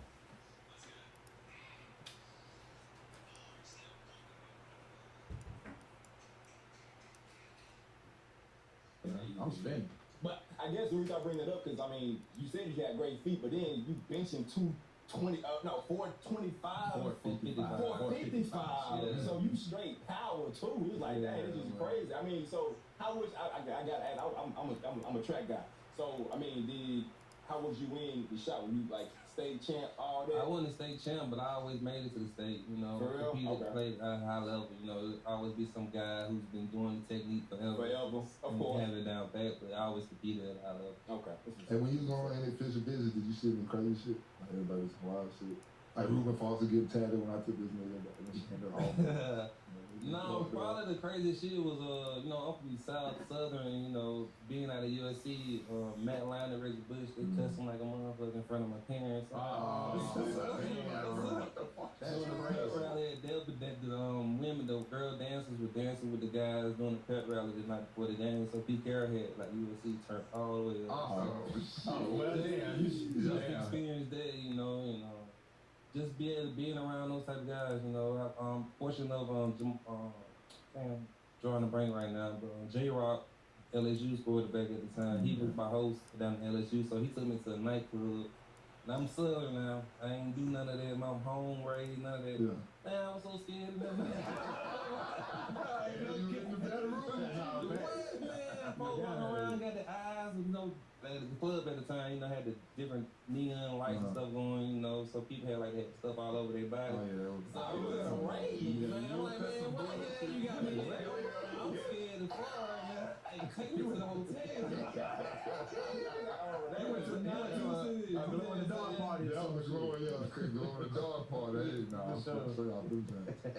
I would be scared too, hell. And then, like you said, it was Baton Rouge, so I'm like, I'm from Birmingham, I get all that, but shit, I know my surroundings in Birmingham. Yeah, it's like, it's Nah, it's look different, crazy. Look crazy. Yeah, the fucking boot. Look crazy. Look crazy. But My client is done being beat here. From what we can tell, these numbers are low. He wants a beam that does not reset when switching targets.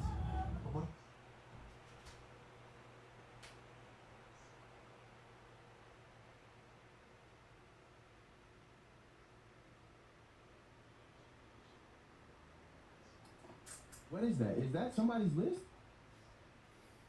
This is AI. Oh, okay. AI need to go to fucking sleep. I should say AJ McCarron. And then Aaron Murray, And Aaron Murray behind him. There's no way they cracking top 5 SEC in the past 20. No. You know who all in that list? Off rip, off rip Cam in there, Joe in that bitch. Who was the other one they had in there? Tebow, yeah.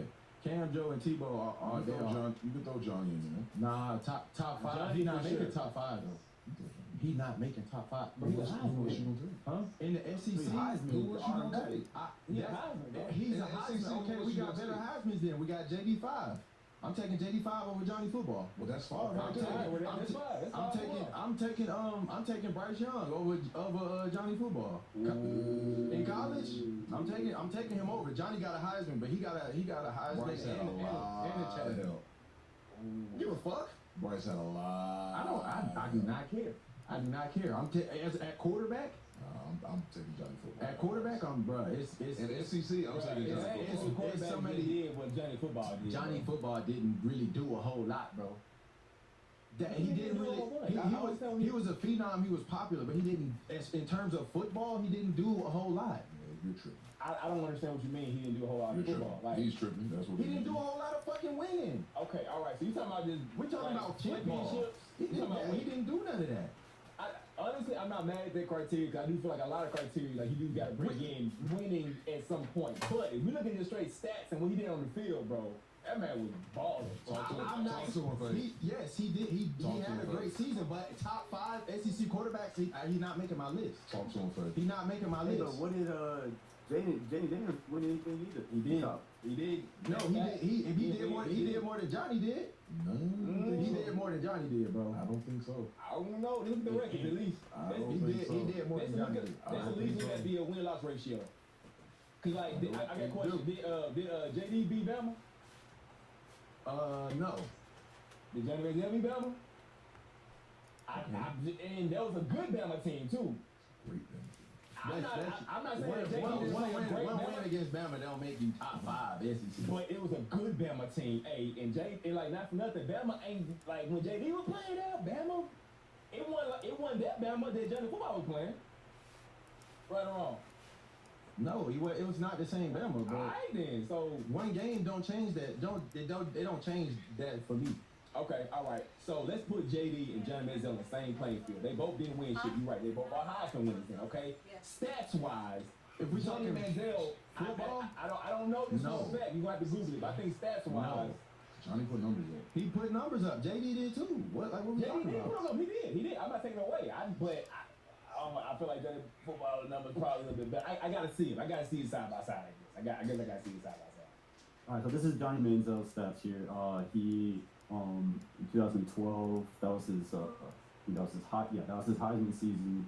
He threw for 3,700 yards, 26 touchdowns.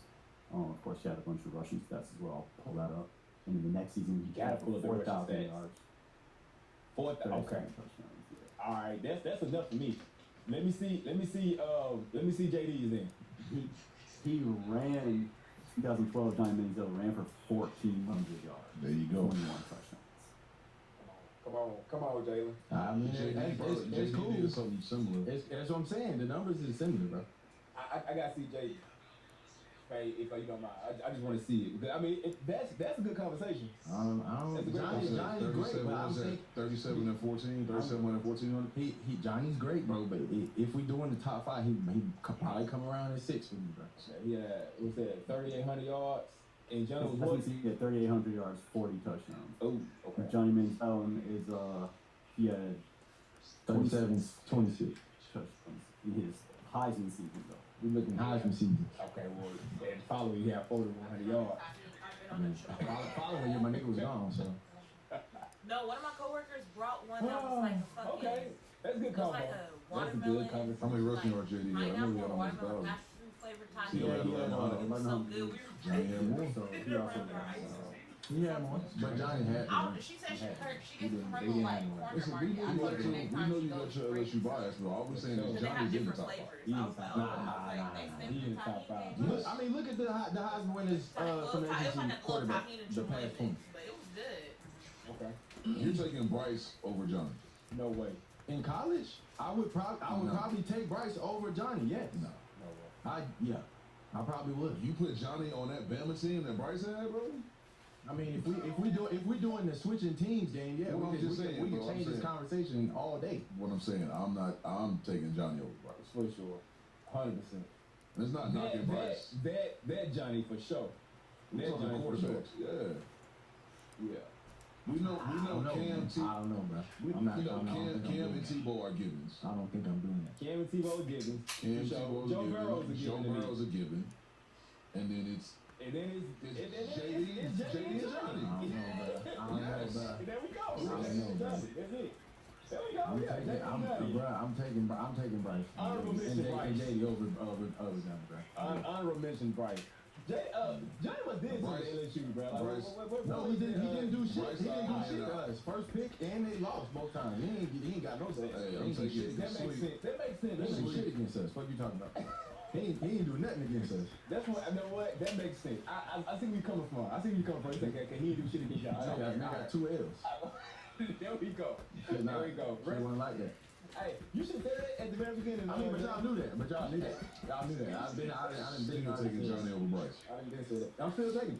I'm still taking Johnny over Yeah, Bryce. You can do that. You can do that. Bryce out man out. Look, Johnny ain't going. Ain't no tenure in your program, man. Y'all got one good year. That's all I need. Nah, hell no. Hell no. He gonna crash out after that. That's what he don't know how to have success, man. All right, what's it? So your job expects you to be on time for work every day, but wants you to just wait 2 weeks for your paycheck? If you need $100 to make it through the day, you are not alone. There's this app I love called Earnin, and with it, you can get up to $750 in between paydays. It's your pay, your pace. You just verify your identity, spin this wheel right here, and boom, money's in your account. Your money is transferred right to your linked bank account. There's no credit check, no interest, and you can choose what you take if you like the experience. Get what you need to make your day right. Download Earnin and make it payday. Trust me, More college football talk, man. Okay, so they got some NIL evaluations. Okay, upcoming. Looking at the money. Let's see what's going on. Oh, they got the players. Okay. Is this just quarter? Oh, they don't got the offensive tackle. It's an offensive tackle that just I'm come about to say this got to be just quarterbacks. Yeah, it's an offensive tackle that's going to Texas Tech. They got 5.1 guaranteed. Yeah, this got to be quarterbacks. And I saw his name. These are all players. That are current. Not just quarterbacks. Jeremiah Smith and stuff there is number 3. Like, oh, okay, my bad. I wasn't. But most of these guys they're already at school. Right, that's what I say. Most of these guys is quarterbacks. He was the only one, and then I don't know about Sam.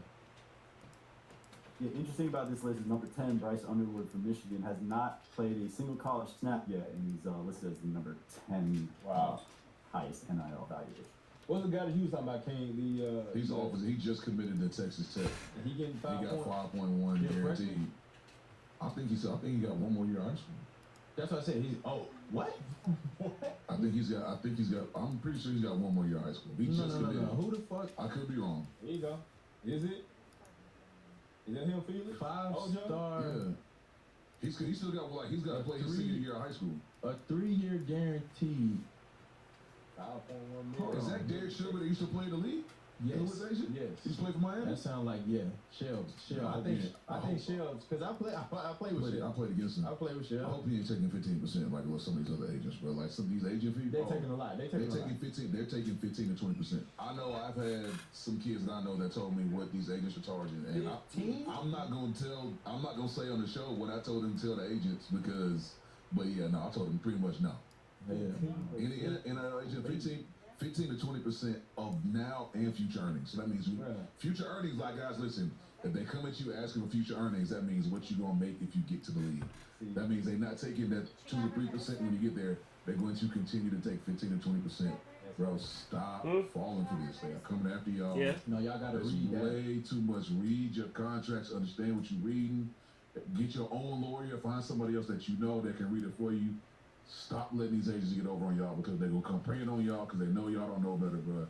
15, 20% is way too much money to be paying. Like, even the church only asked for 10. Exactly.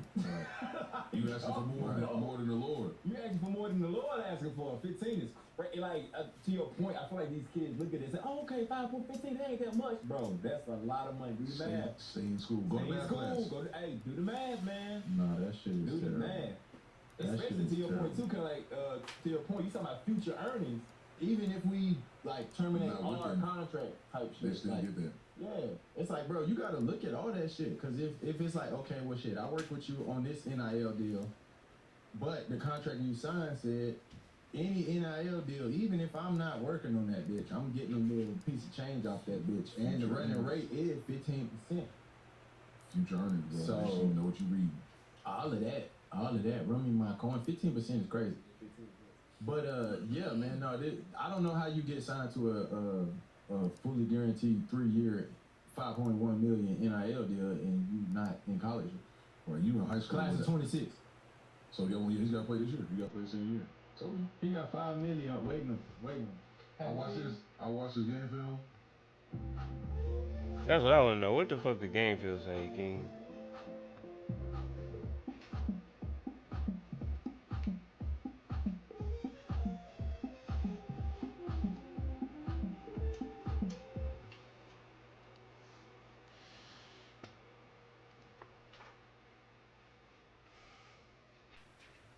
I've seen better film from lower stars.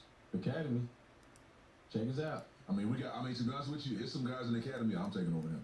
Okay. Well, I'm not knocking him for getting his money, but there's some you gotta see more. We got a few big backs in the academy that don't give me one. He wouldn't be starting for us. Oh. Yeah. Like, congrats on him for getting his money. Like, Brian, get your money. But yeah, it's a few other big backs out there that he'd be 5.1 and you still in school, crazy. Yeah, that's crazy. Well, keep doing your thing, though, big fella. Good Lord, man. Hold on. Faye said we gotta see what's up. Where you at? Up top. It's a body. It's a body. It's a body. It is a body. Now we overdoing that infant. Oh, yeah. I ain't seen no pancake on that. He said I ain't seen no pancake on it. Okay. He's athletic. Oh yeah. I mean, he's supposed to put some weight on. Lean a little bit, but it's a good finish. There we go. He let him go. All right, bro. This ain't the academy, bro. See, I wouldn't. This ain't the academy, bro. Snatch down. That counts. It's a body. Like I said, there's a few other guys. Right now I'm taking over them. That probably wouldn't have won the academy. Nah. He probably wouldn't. Nah. Filmed in pot. Nope. It was definitely not pop. Well, hey, get your money. Go to Texas Tech. Do what you gotta do. For sure. Heck yeah. Keep putting the work in. All you guys keep putting the work in. That's the biggest thing. They can't take away the real work. Quick, Fat. I just want to ask y'all. All right, like this. I'm just looking at that list. Going back to the QBs. I know how you feeling about Nuss coming in. Out of this list, do we see a Heisman winner on this list already? Like, if you try to predict it right now? Yes, there's one. Yes. Stands out above the rest. Yes. I don't know what he's thinking, but I know exactly what I know what I'm thinking. Who you thinking? I know I'm thinking too. I don't know if y'all think the same person. I'm pretty sure we are. It's only one name on that list that stands out. I know JC. I know what JC's thinking. I'm looking. Okay, I'll tell you who I'm looking at. I'm looking at Jeremiah Smith. Yes, number 3. Okay, yeah, that's why I'm looking at Jeremiah Smith. That's what I'm talking about. He's talking about Nuss. I'm talking about Jeremiah Smith. I get it, but when was the last time throwing to him the fucking ball, bro? That is important. That is important. You can't sit here and say it's not. He's probably can't say it's not. They gonna have somebody to get him the ball. Watch. They gonna have somebody to get him the ball. That's the same thing motherfuckers were saying about Ryan. When was the last? Okay, I was gonna say who? Because he was supposed to win the Heisman last year after week 2, week 3. Niggas was like, oh shit, he number 1 on that bitch. Then we ain't see him for the rest of the year. Who throwing him the fucking ball? They gonna have somebody to give him the ball. That's important. All right. I don't know, bro. So Devontae was the last receiver to get the Heisman. You need somebody getting the ball now. Okay. You need somebody getting the ball. All right. I'm not saying he don't got high odds, but the motherfucker better be getting him the ball. Archie Manning plus 700 to win? Come on, but he's a Manning, bro. It's a Manning. That's a bloodline. They glazing. That's a lineage. They glazing the whole family. Hey, listen, I ain't gonna lie to you. We've been waiting for him to play.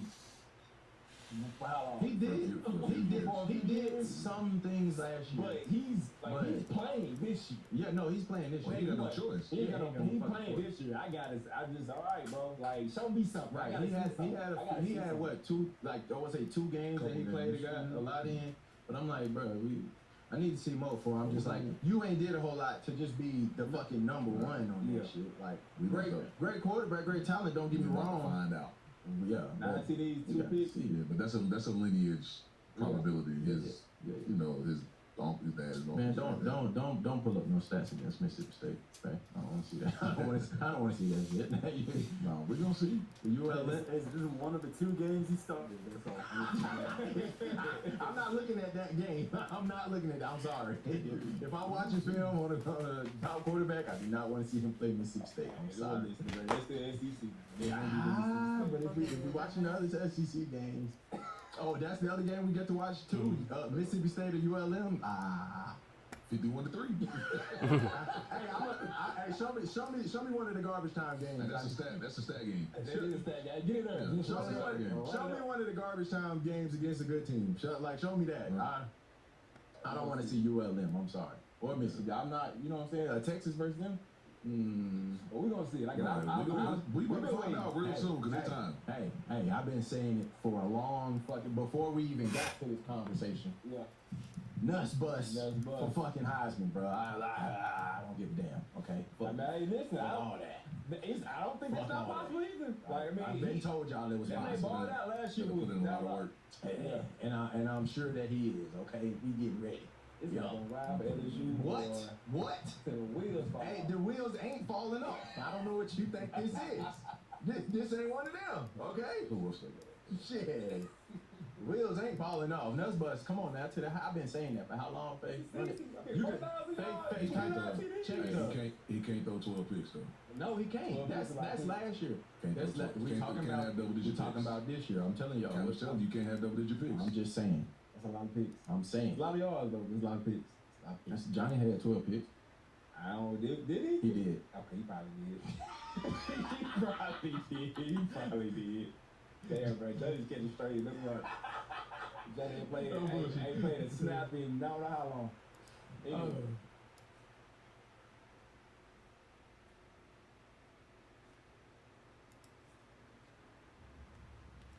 10 out of 10 friends say you have to go to that wing place, and that pizza shop, and that noodle spot, which you have time for 0 out of 10 nights. Fortunately, DoorDash knows all your neighborhood hotspots, so you can always get the best of what's around. We wish you the best of luck with that.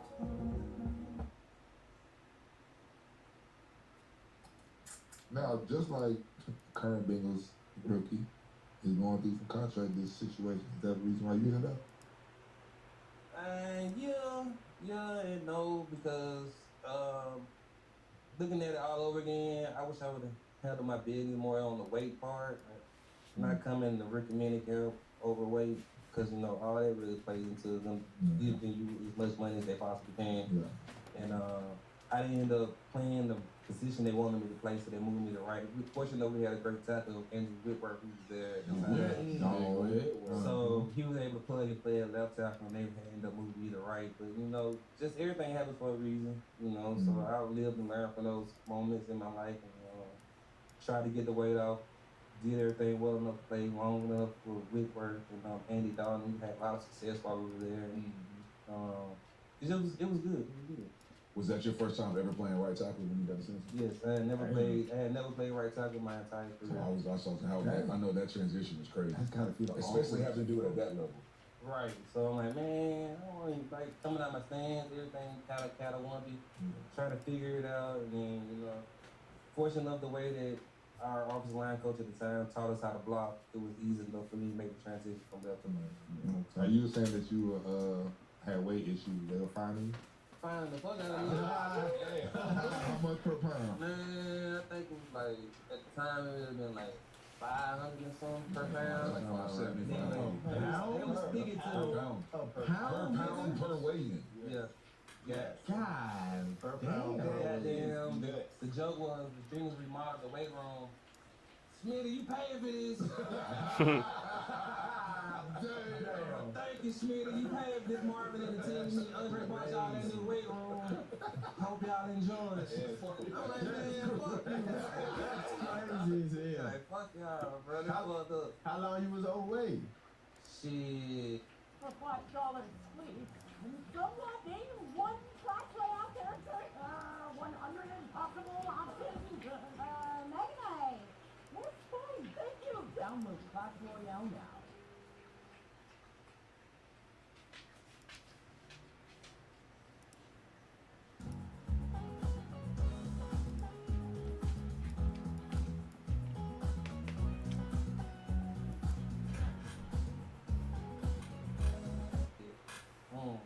I ain't got realized, bro. Like, I was 22 at the time. 6 round pick. I played football for fun my whole career.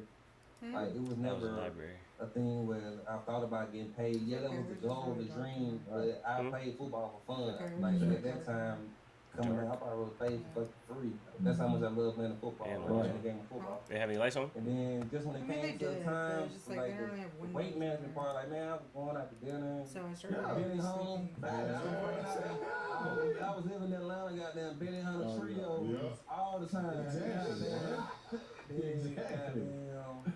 Just going out every night in Atlanta. Atlanta was like my second home. Just running through the city of Atlanta, going crazy. Yeah. That crazy hell. Didn't get to find the whole season. Hey, What was that? What was that rookie that training camp? Like coming in that training camp, getting adjusted. You know, leaving from Alabama, Nick Saban. I feel like the practice is gonna be tempo was up here, level competition up here. What was it?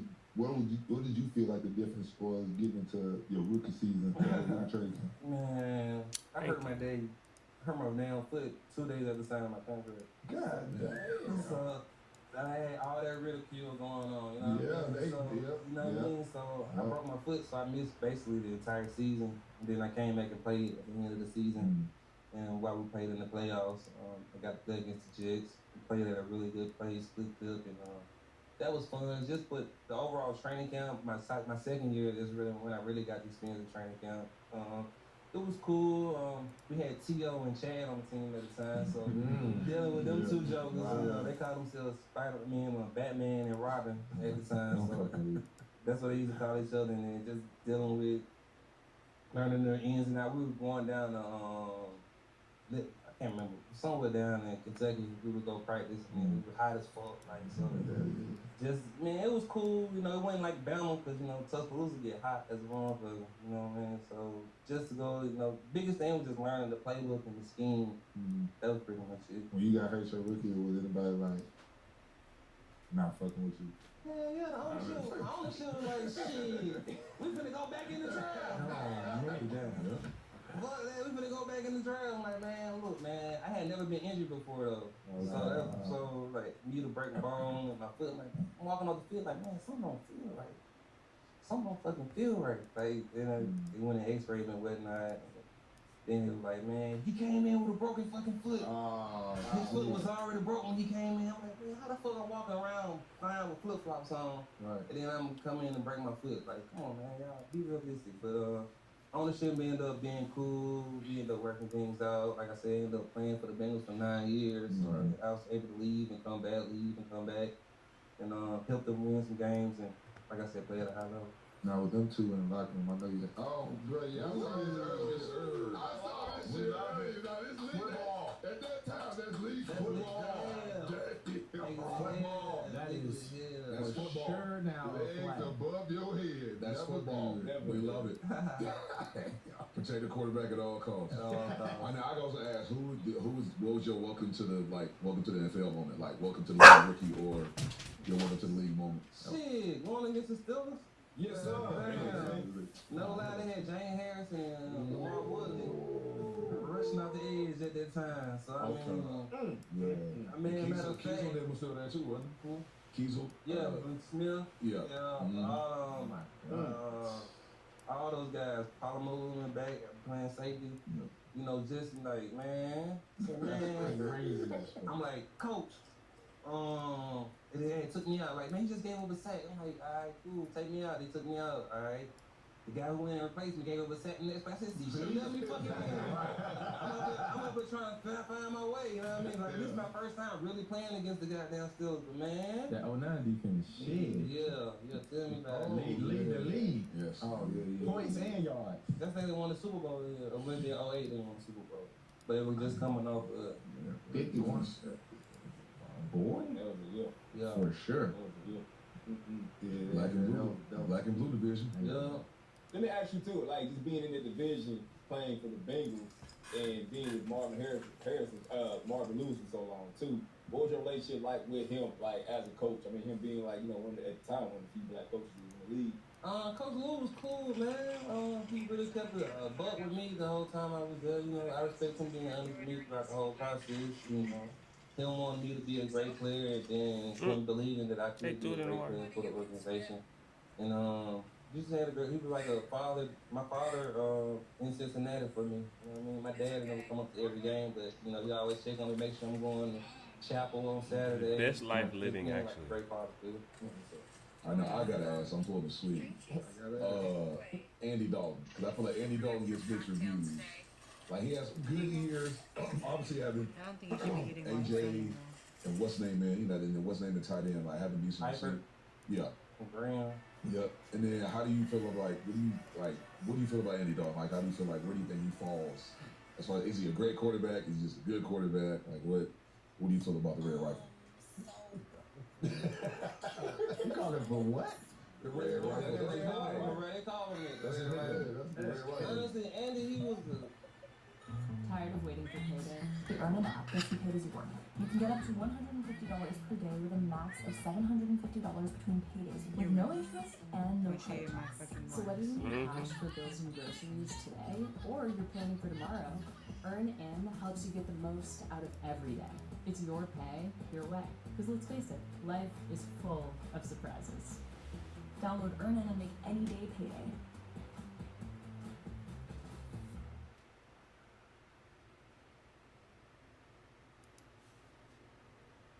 Yeah, if my wax ever goes missing, we know who did it. I must grow stronger and go to Rome. Because Jay's starting to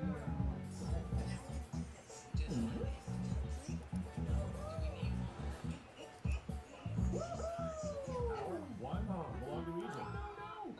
What? It's a canyon. But there's nothing here. I know. I can build a toll booth. That way, anyone who needs to pass through here will then need to pay me. And then I should build a small town here since it's a major transportation route. Another toll. Fantastic. With sufficient funds, I can really expand my territory operating the sea. I'll dig a big river and charge another toll for any fleet that passes by. It's easy to get wealthy quickly when you occupy important sea and land routes. Rise of Kingdoms. Download for free.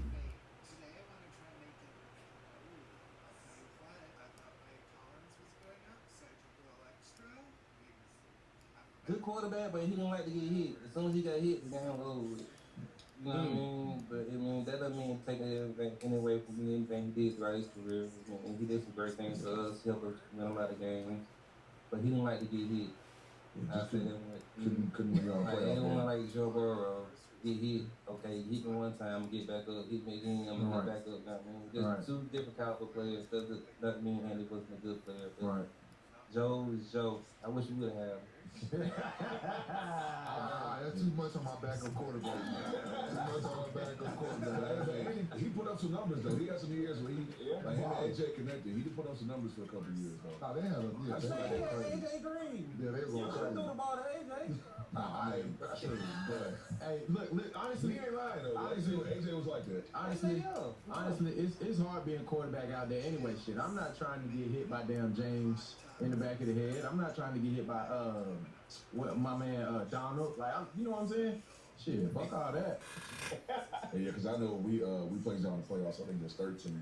Shit, fuck all that. Man, I kept on doing that slant over the top with the DN. Outside linebacker, pinch inside, and the tackle wrapping on the outside. We could not figure it out for some reason. Pagano, his pads is deep water. Damn, they just showed you running me. Yeah, pretty much down. And then hitting, like you said, hitting Andy. Andy, once he got hit, he started throwing picks and he fumbled once, and it was over. Yeah, I remember I was 13. We beat him at home. I mean, I love him, you know what I mean? That's just what it is. We cost Marvin his job with that one because they did like y'all. I know, got to the playoffs every year and then they lost in the first round. First round to the fucking second. Yeah, Marvin Lewis did that for a long time. Yeah. Damn. Yeah. He's on the street doing it. Damn. Well, with T.O. and Ocho, I know in the locker room, never had to do some shit. Yeah, that was my first experience, you know. Cause never before in my rookie year, guys weren't really playing music in the locker room. T.O. bought his ass over there. This first game we playing against the Patriots, this Tom Brady return game.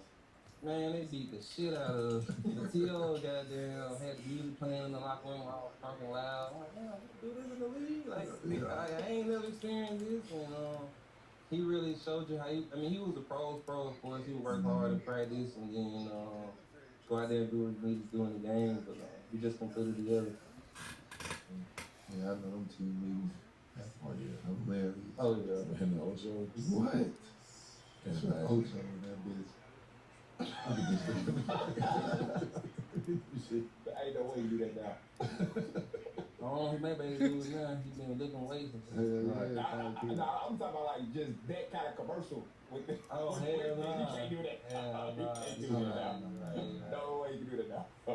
He played with one of my favorites growing up, me watching him, Pac-Man and Jones.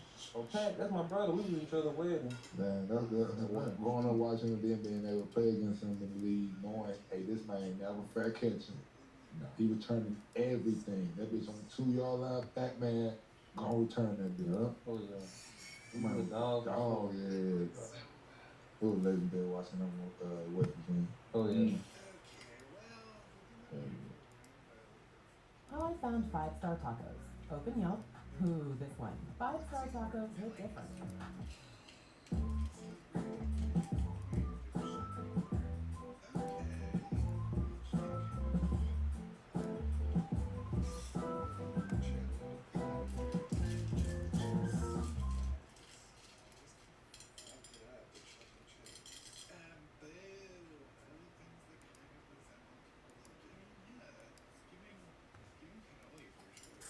What we got anything else? Oh, hold on.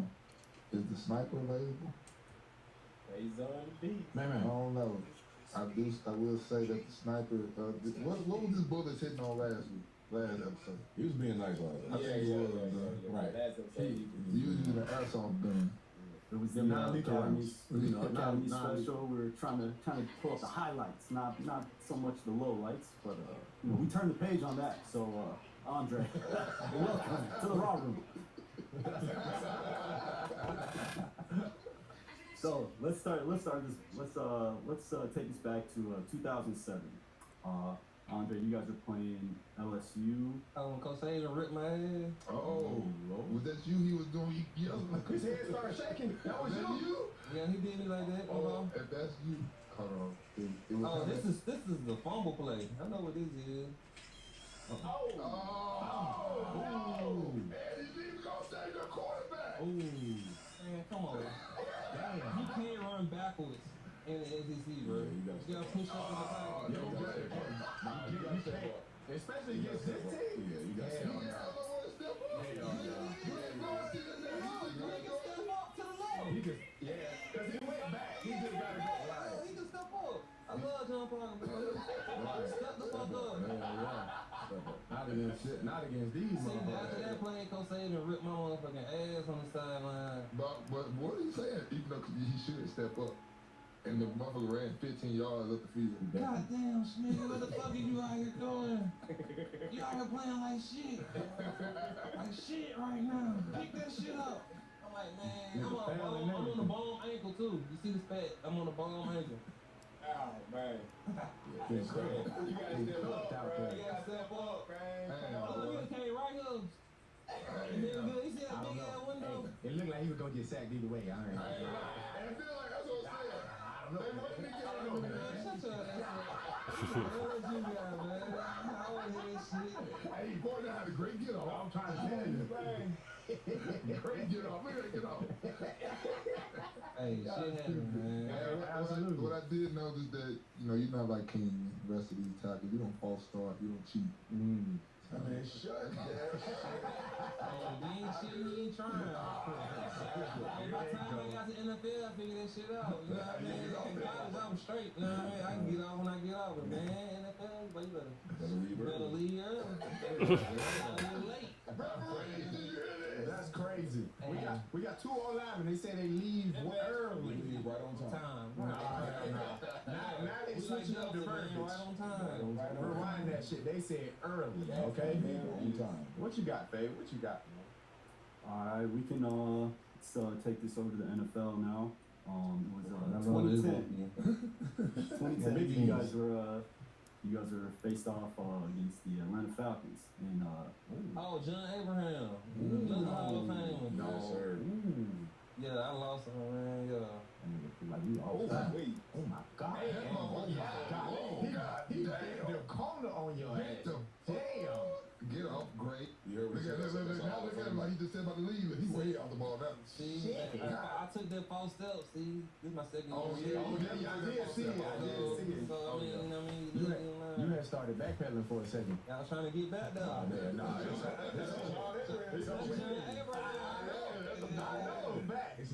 That was my favorite part, boy, off the edge. That was my guy too. He said, I'm gonna beat your ass for a second. I'm like, man, you don't do shit. Lo and behold, he got my motherfucking ass. Shit. Look at him, he look right at me. The Carson, like, he about, oh no, you got 2 minutes more. Oh, damn, man. got 2 I'm like, minutes. man, shut the fuck up. Oh, Look, shit. chop down. There you go. It's over. We just gonna beat him with And we speed. get the ball out. Just gonna beat him with speed.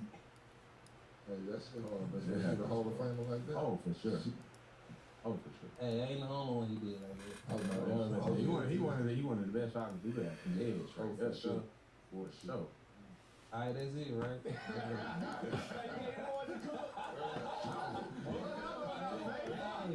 Hey, Tell the truth Monday.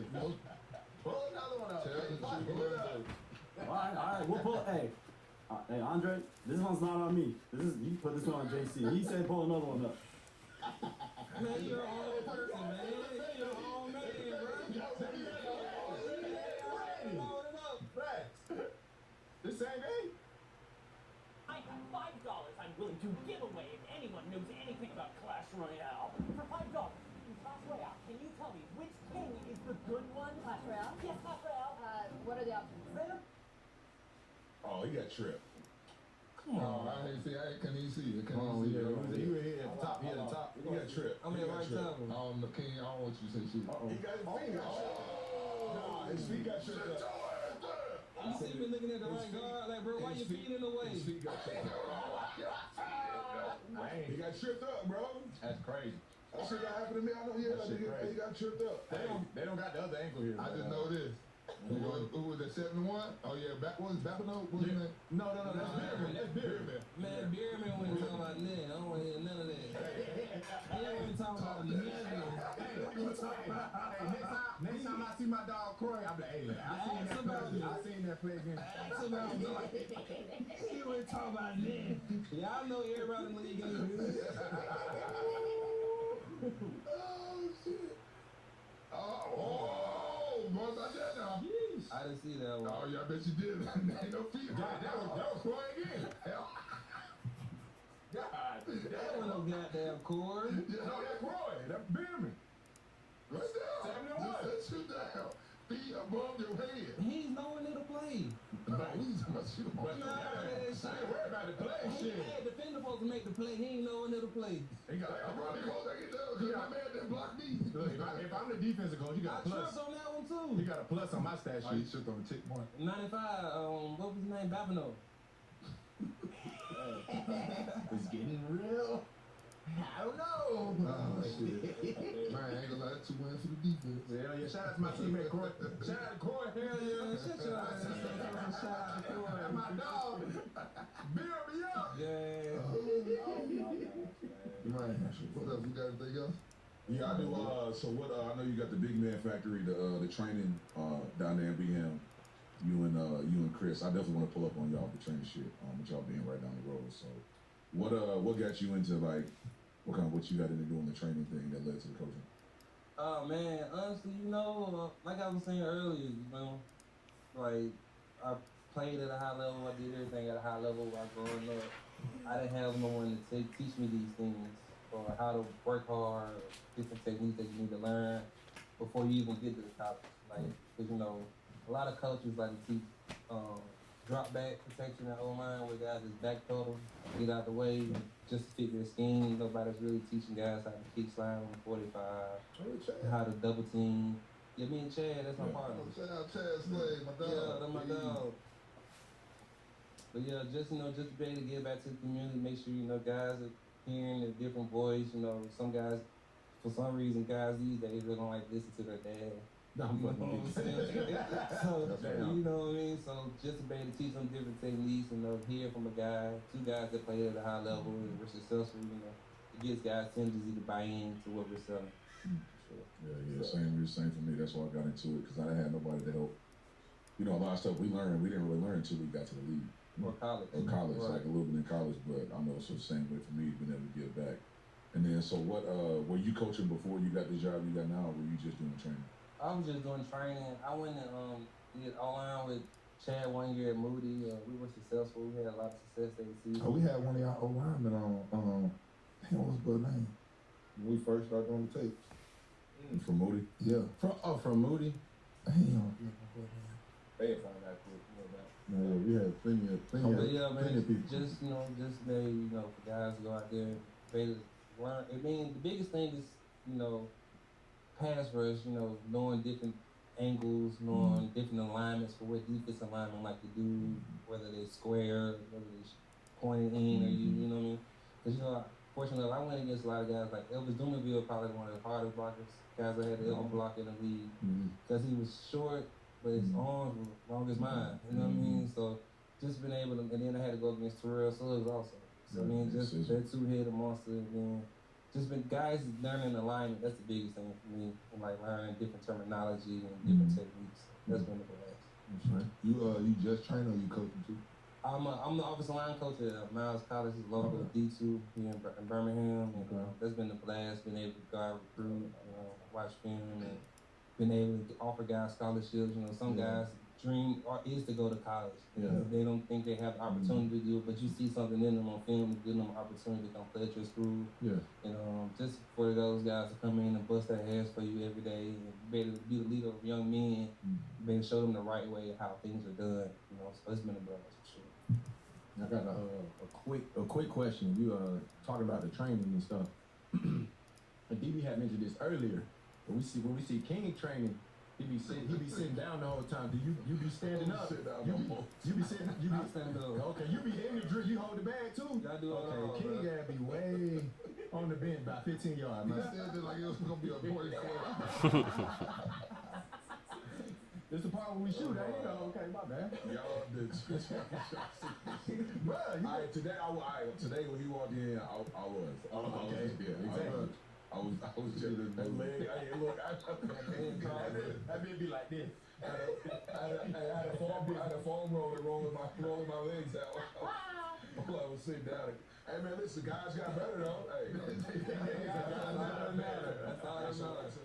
So your job expects you to be on time for work every day, but wants you to just wait 2 weeks for your paycheck? If you need $100 to make it through the day, you are not alone. There's this app I love called Earnin, and with it, you can get up to $750 in between paydays. It's your pay, your pace. You just verify your identity, spin this wheel right here, and boom, money's in your account. Your money is transferred right to your linked bank account. There's no credit check, no interest, and you can choose what you tip if you like the experience. Get what you need to make your day right.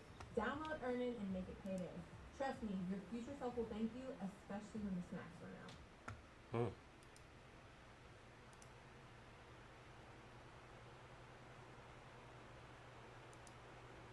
I said I was building a fire, and she said I was emotionally cold. He built a heater for his virtual wife. I've been asking him to fix the thermostat for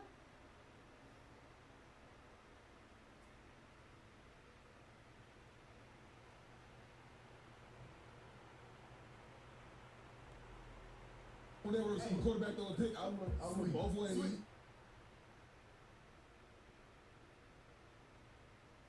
Carter trashes Chad Johnson's career. After hearing Chad Johnson and Travis Hunter have a fun back and forth, going at it, talking. You know how Chad do. We talking about he'll route Travis Hunter up, and Hunter talking about what did you do to him. You know, they was going back and forth. So Chris Carter decides to chime in after hearing these two go back and forth. Let's check it out. Go back to points in Chad's career where, and definitely the point he was in New England, you had to go out there and tell him what to do because he couldn't get open to save his life. So I remember times he had an NFL uniform open that he couldn't get open against average guys. Guys that were worse than that weren't near as good as Hunter. There's nothing that pissed me off more than old guys who used to be able to do something, and when they recall what they did, they swear up and down that it was better than how they did it. No, that's crazy. Me and Chris had a whole talk about this, bro. He hating on Chad. This is not valid. Like, Chris Carter. That Hunter can't stop him. There's a better chance of Chad getting in the Hall of Fame than Hunter stopping. And what are the odds that Chad gets in the Hall of Fame? None. That's bad, man. Bro, he talked about Chad like he not that. That sound to you, man? That is. That sound like I don't want to be biased, and I hope I'm not biased. So I want to hear from you. What does that sound like? What does that sound like to the chat? Y'all talk to me, cause. To me, that's like the old school hate. Like, you young boy don't know what you're doing. Like, I did this, like that. That's like that came off to me like that. Like, man, you gotta put some respect on this man. My man, Yo, that's the old school hate. I feel like that's the old school hate. Like, It's the old school hate. The old school is exactly what Chris Carter was talking about. Chris Carter is really starting to feel himself, you know what I mean, when he gets in front of these mics, right? Mm-hmm. And we heard him previously go off on some kids and things like that, and we're not going to talk about, right? But the new podcast era brings out the true colors in a lot of people, i.e. Chris Carter. Chris Carter must think he's the top 5 all-time wide receiver. That part. That's who he believes he is. If he's talking like this, and especially coming at Chad Ochocinco, you know what I mean? Listen, y'all listen and y'all hear me clear. Listen, first, yes, I think Chris Carter, he was great during his time. He was a hell of a route runner. He ran some hell of a routes. And he had some of the best hands in football. Couldn't That's fuck with what Chad. he was known for, route running and having really good hands, right? Couldn't fuck with Chad. But he is really beside himself coming for Chad Johnson. Yeah. He is really beside himself coming for Chad Johnson. And he was nothing more than a possession receiver. Exactly. That's all Chris Carter was, a possession receiver. A receiver that catches the ball and go down. immediately tackle. That's what a possession receiver is. They have no yak. Nah. Chad was Chris getting Carter to it. Is overrated. To be honest. He is really talking about himself. Yep. Chris Carter is one of the most overrated cornerbacks Wide receivers. to ever come in the NFL or into the Hall of Fame. As a cornerback, understand what I'm saying. As a cornerback, what do I have to worry about covering a guy like Chris Carter? He's going to run, Catch the ball and go down. crispy route, and get tackled immediately. Okay. I'm not worried about him running past me. No one's worried about him running past me. He helping Randy Moss So go what crazy. does he put in any in cornerback or defense? What Chris Carter did in his career wasn't Chris Carter. anything special. Maybe above average, but it wasn't anything special. Yeah. His highest yards per reception in his career was 13 yards. 13 yards per reception was his highest average per reception. And then Randy Moss came, Chris Carter's rookie season, and tied Chris Carter's career highs in receiving yards. Receiving yards and touchdowns. Moss had 1,313 yards, I remember. I just looked it up. And he had 1,313 yards receiving with 17 touchdowns. Chris Carter had 1,371 yards with 17 touchdowns. This completely tells the story that Chris Carter was a possession receiver. Randy Moss came to that team and outshined Chris Carter, starting from his rookie. Trade your favorite crypto assets at one of the lowest costs on average. Sign up for Robinhood today. Shop smarter in the Walmart app. Pay 0 delivery fees on your first express delivery order. Use code EXPRESS at checkout in the app. Get the app and try it today.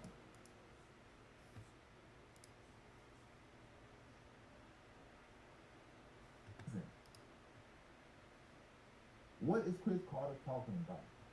How does Chris Carter feel he has the right to come for Chad Johnson? Talk to me, Bruce. Hey, listen, man, we got some people in the chat talking about Chris Carter's a bona fide Hall of Famer. They don't know that Chad Johnson. Let me talk to Heck, man. Is that Heck talking on that? There's Heck, man. Yes, he's a bona fide Hall of Famer. Did you listen to the live stream or did you come on late? These accolades and everything is starting to get watered down. From the Hall of Fame, All Pro, Pro Bowl, everything is watered down. It's not reality. It's not the truth. It's not who was the best. You understand? And I'm gonna break it down to you, Heck. Stay in here. Stay into this thing. Because Chris Carter, he said, let's look up the stats. He said, look up Chad Johnson's stats. Let's talk about their stats. Chris Carter doesn't realize, before we get into these stats, Chris Carter doesn't realize he is exactly who he thinks Chad Johnson is. These older guys is. He thinks he's better than he actually was. If Chris Carter is a Hall of Famer, I don't see any reason why Chad Johnson should be in not, the Hall yep. of Fame. I think we're caught up in looking at the Hall of Fame and not looking, doing the backstory and doing your research and seeing other people in that position. For instance, Carter has 130 touchdowns over his career receiving. Chad only has 67, but Chris Carter played 5 more seasons than Ocho Cinco. Of course, Chad had a better yards per catch average than Chris Carter, because I said Chris Carter, he only had 13 yards per catch, average 13 yards per catch. The more times the quarterback has to complete or keep completing the football to a possession receiver, the more opportunities the quarterback has to make a mistake.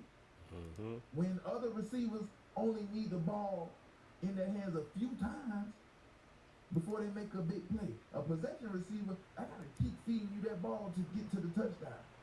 And then Chad has more seasons with more passing, with more receiving yards than Chris Carter. With more, let's take the top 3 seasons with receiving yards. Chad is going to have more receiving yards than Chris Carter. You know what I mean? So does Chris Carter even know what he's talking about when he get up here and doing all that hooting and hollering and screaming and things like that? Does he even realize his yards doesn't compare? Or maybe that's why he said, let's look up the receptions and touchdowns, because he know he has more receptions, less receiving yards, but more touchdowns, you know. Tell me, talk to me, man. Let's put out the fact that who played the quarterback. That plays a big factor on your receiving yards, on your reception, all that stuff. I mean, Chad Johnson, he had a quarterback, like, he didn't have as good a quarterback as Chris Carter did his whole career, so let's put that in factor as well, too. Well, I think that's debatable. I think that was debatable. Chris Carter had, who did he have before Dante Culpepper? I can't forget his name. But Chad Johnson had Carson Palmer. Carson Palmer is pretty legit, you know. He's pretty solid. But I can't think of the name who Chris Carter had. But but all I hear from this, all I got from Chris Carter going in on Chad Johnson is hate. It sounds like he's hating, and he has some strife built up in his heart. All this started from Chad Johnson and Travis Hunter going back and forth. Chris Carter decided to go at Chad Johnson because Chad is being himself, having fun with Travis Hunter, and Chad was jokingly talking about Madden ratings and him giving Travis Hunter a 76 and talking about he can't cover him and this and that. And Chad and Chris Carter got in his feelings and went in on Chad Johnson, not even understanding or knowing the facts about Chad Johnson's career. They also say, I don't know how old Hector is. I don't know, he's probably like 12 or something. So Chad Johnson is all mouth, nothing else. Like, yeah. Chad Johnson is all mouth, man. You ain't been paying attention to his game, man. Chad Johnson had the footwork, he had the moves, he had the celebrations.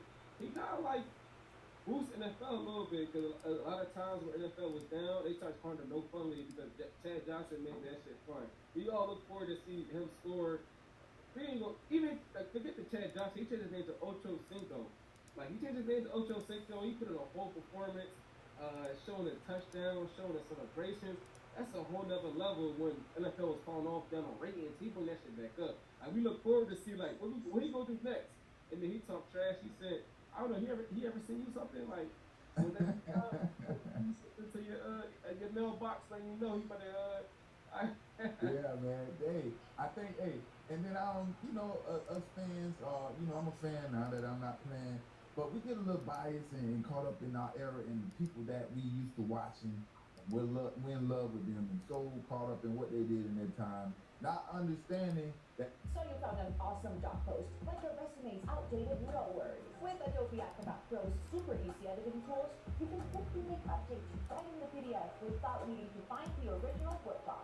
Just click what you want to modify, and in seconds you'll have a resume that you can keep copying. Now go land that dream job with Adobe Acrobat. Start your free 7-day trial now.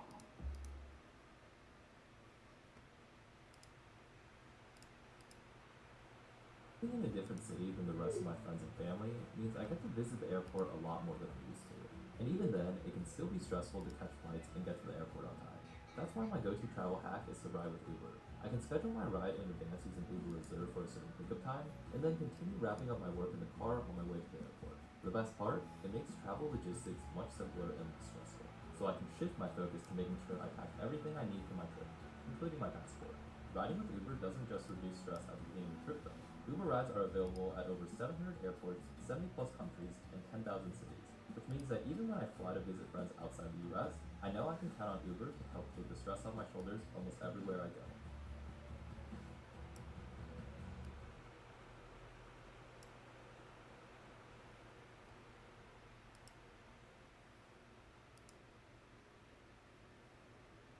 10 years later, or 20 years later, these other receivers and players are coming out, and they're doing much more impressive things than the guys before them. So, it's a give and take there, but don't you sit up here and think or believe that Chad Ochocinco's career as a receiver wasn't just as good as Chris Carter. I don't understand how Chris Carter came up with this. If you don't think Ochocinco Hall of Famer, man, you don't know football. Yeah. You don't think Asante Samuel Hall of Famer, you don't know football. And then how can you justify that your career is so great and so good, then your team drafts a rookie in Randy Moss, and Randy Moss comes in immediately and have career highs just as you in his rookie season. I mean, he's about 50 yards off in receiving yards, but he ties you in touchdowns, and then after his rookie season, he just takes over as the number one receiver and beats all his receiving yards. Let's be real about this, right? When you think Mike is receiver, what you think? Randy Moss, Justin Jefferson, like Chris Carter's an afterthought. When you think about Bengals receivers, who you think about? Ochocinco, and you think about Mark Chase. Like even TJ Chris Carter, Chris Carter talking about he this guy, but he's an afterthought when you talk about Vikings receivers. Right, and then that can be one of those things that kind of can go along with the hype train. Who do you think about when you teams and things like that.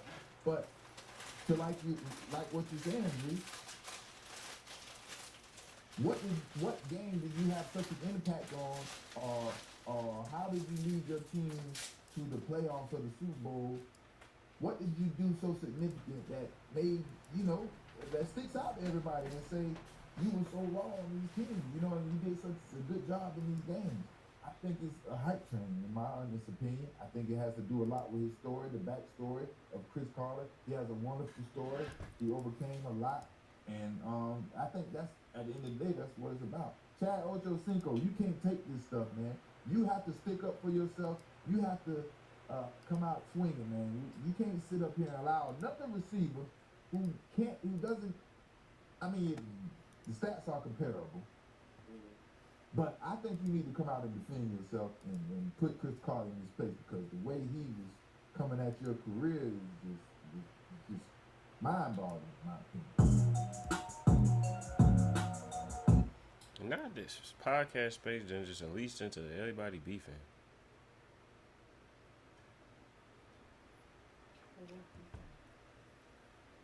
Oh, well, not everybody beefing, but that was Chris Carter hating on Chad Johnson. Wait, if you were detained at any San Bernardino juvenile detention facility, such as High Desert or Gilbert Street, this is the money glitch that's getting... I saw that you were in a studio before with Diddy. You played him in music, and they had you removed from the studio because you were playing that real pimp shit. Is there truth to that? That's how that went? Yeah, that's exactly how it went. My head up blood in me. I had no identification with his whatever was gonna happen and all that was going on. Like Diddy had ran across me from that video I did from the block freestyle, and I did the with my Maybach truck hopping it and South by Southwest. And I had a lot of big hip bars in the verse, and I said shit. I was like, since 8 tracks, my mama was breaking tricks for 8 records. Some like just a bunch of different pimp bars in the verse. Well, I thought he knew, you know what I'm saying? Because he loved the verse and he reached out to different people that he knew his camp to reach out to me, invite me to like whenever I come to LA, like man, whenever you in LA, put up to the studio, whatever we did a session, so you got to hear your music. I'm thinking this music shit, like so just want to hear how I sound, and that's all it was. But I ain't know that. And then you know what I'm saying, like with music, but I've grown to realize that over time, that's the hardest type of rapper to be is becoming. Yeah. We got it's the hardest thing in the streets, period, is just to be attached to that word, like people. Like everybody's scared of that word. It's like you're the evilest person in the world. People love listening to music about drugs and like being addicted to drugs, not what drug addiction and poverty and like the ghetto gospel, like how I do it, or like somebody just trying to give enlightenment to it. Like you love to rap about killing and stealing, robbing, and then as soon as they're talking about some pimping and the girl feelings hurt, and the only place they just love that shit how they supposed to is on the West Coast.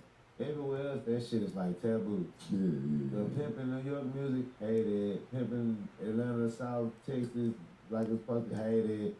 Even Memphis, like, even the places in the South, they're like Texas and Memphis, like we are pimping states, like forever in history of time. Like we've always had pimping and horn in our cities and states.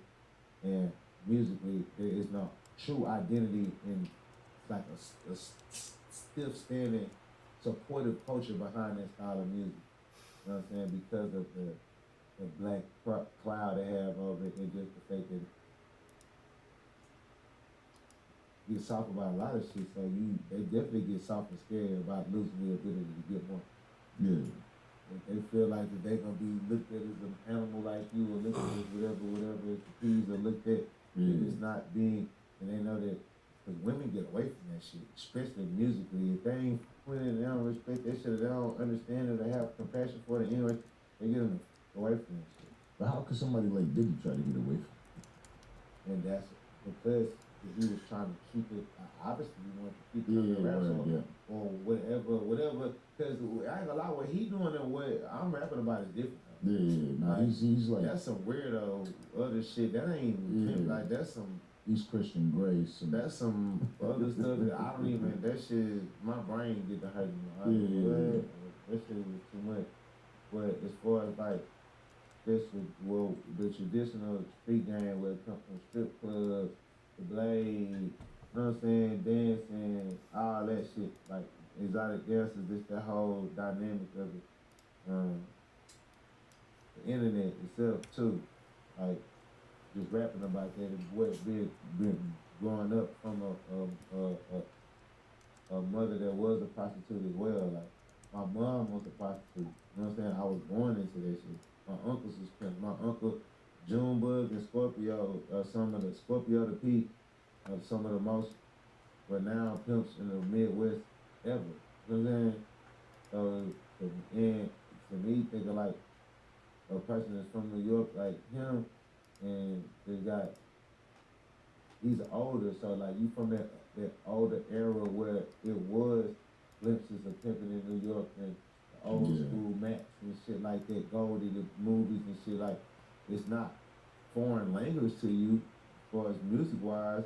So when he heard my music and we was really got to talking, he got to ask me questions and shit, the conversation just led to, so when I heard you say this right here in the song, but then you said this, like, what you mean when you said that? Like that's some real pimp shit. And I was like, yeah, like that's what I come from, you know. You got come from selling drugs, you got niggas come from robbing, niggas rap about killing all the time. I rap more about, you know, pimping, breaking tricks, and you know what I'm saying, black empowerment or ghetto gospel knowledge and shit like that. You know what I'm saying? Financial literacy, woo. That whole soul dropped out his body. His whole facial expression, everything just changed. Like you looked at the dude, and like his little point of contact that he had, like mediating the middleman between us and shit, like, you know what I'm saying? Like that, like, and then you come to the studio and shit, big. Like, he hit me in my DM one time, be like my assistant, so gonna get up with you, and then all that other shit. Yeah, he could ask, that nigga say something. Like, do you like women? Do you hate women? Like, do you hate women? Like, why? Because I'm pimping. I mean, I hate women. I don't hate women. I love women. I love women more than anybody. Women. He was just making sure you ain't try to go. You've got a long to-do list. Thankfully, you have DoorDash. And top-rated shoppers will deliver groceries right to your door as if you picked them all yourself. Put your groceries in good hands. Order all your groceries with DoorDash.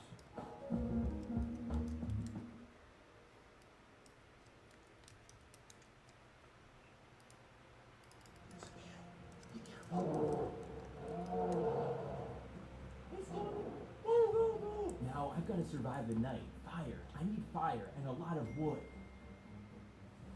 Surviving in the wild is really hard, but in whiteout survival, it's very simple. Chill out. Survival experts teach you to easily master WOS survival skills. For example, I only have one bonfire now. No, that's not enough. I need a larger heat source. Just one click. Wow, I've already got a lot of wood to strengthen my fence and enlarge my bonfire. That's amazing. Look, there's someone crying for help over there. Let me go rescue him. Great, now he can obtain resources for me just by clicking. I can assign you readings for me. Look, some people are cutting down trees, and some are building a city. So simple. Are you exhausted from starting the fire? Don't worry. Download now and play for free without any Shut the fuck up. Okay. Let's do shooting. 2 minutes. He was I don't know. It was a whole other bitch in the studio there. It was like Kansas me. But you know what I'm saying? I don't know, but bro just got real uncomfortable and ended the station like, who's this? It might be me. Yeah, bro got real uncomfortable and it was like, yeah, what time is it? I like, and so I peeped that like, damn, what's the difference between women doing it to like, women pimping on it every day, women break every day, women are taking advantage of men money and having multiple men in their phone and making a man go risk his life and do all these different things to go make money and give it to her.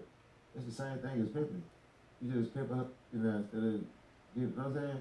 So, I said it to Diddy, he like, no. So you think It's all about the love, man. Huh? You think he wanted you to rap for him? That what it was? Nah, I was up in there like on some, trying to struck a deal, like a same shit he did with Nip, right? Like he did like even if it's like the executive producer selling him a project, selling him an album, selling him an idea, like I just sold an album for $2 million. I'm not in a record deal with this company, but I sold them a project for $2 million. Yeah, just like I sold another project for $800,000. I sold another project for $400,000. You better stop sleeping on sauce. That's what I do. I do shit like that. I sell a project with another for a whole artist that ain't my shit and put it like give them. You know what I'm saying? I'm doing other shit in music and shit. So that leaves and that's the thing. I'm trying to show a person my executive, Steve as well. Like I'm more than an artist. I got 56 artists signed to me. I got a distribution company. I'm doing this. So I was trying to get into all that shit, but rap is just that's the key. That's the door opener. That's an icebreaker for other conversations. I didn't know if I was gonna leave with a brand deal, whatever. I'm just trying to explore business, and his interest is the music. You know what I'm saying? I don't do the music. I'm trying to get on whatever TV the show had at the time, the TV network. How can I get my own show? Like, what I'm the type of person. I'm a money shark. I'm a hustler. I'm going in this room trying to close a deal. I'm trying to find somewhere to straight gold. Oh, yeah, bet. We came up here talking about this. We left about crypto, and you gave me funding to do this right here and promote it, market it, and $600,000. That's cool. Rapping like whatever I can come up with, and we conspire. That's what I'm on from music business standpoint. Why? But he said it's all about love. Yeah, he was recording the Love album and shit, and bro just peeped my whole demeanor like I'm just you know what I'm saying? You know how I come wild as fuck. That's what he said. I don't know why we intimidated by blood. I don't know why.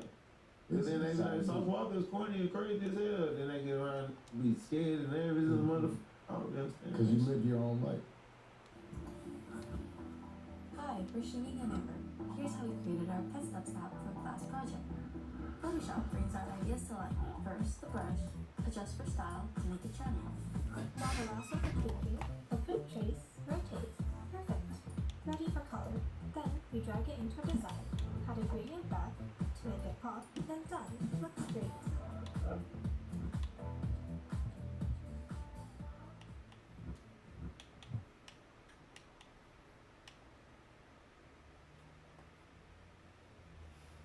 Even though I started off in a remote and impoverished valley, I prioritized unlocking economic technologies like irrigation and trade in the early stages. By controlling the water source, I was able to gain control over the economic lifeline of the region, allowing me to build wealth from scratch. I continued to develop trade, form allies, and expanded my armies and weapons. Finally, this kingdom is mine.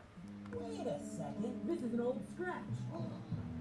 OMG, guys, this herring just tried to frame our VVIP gift.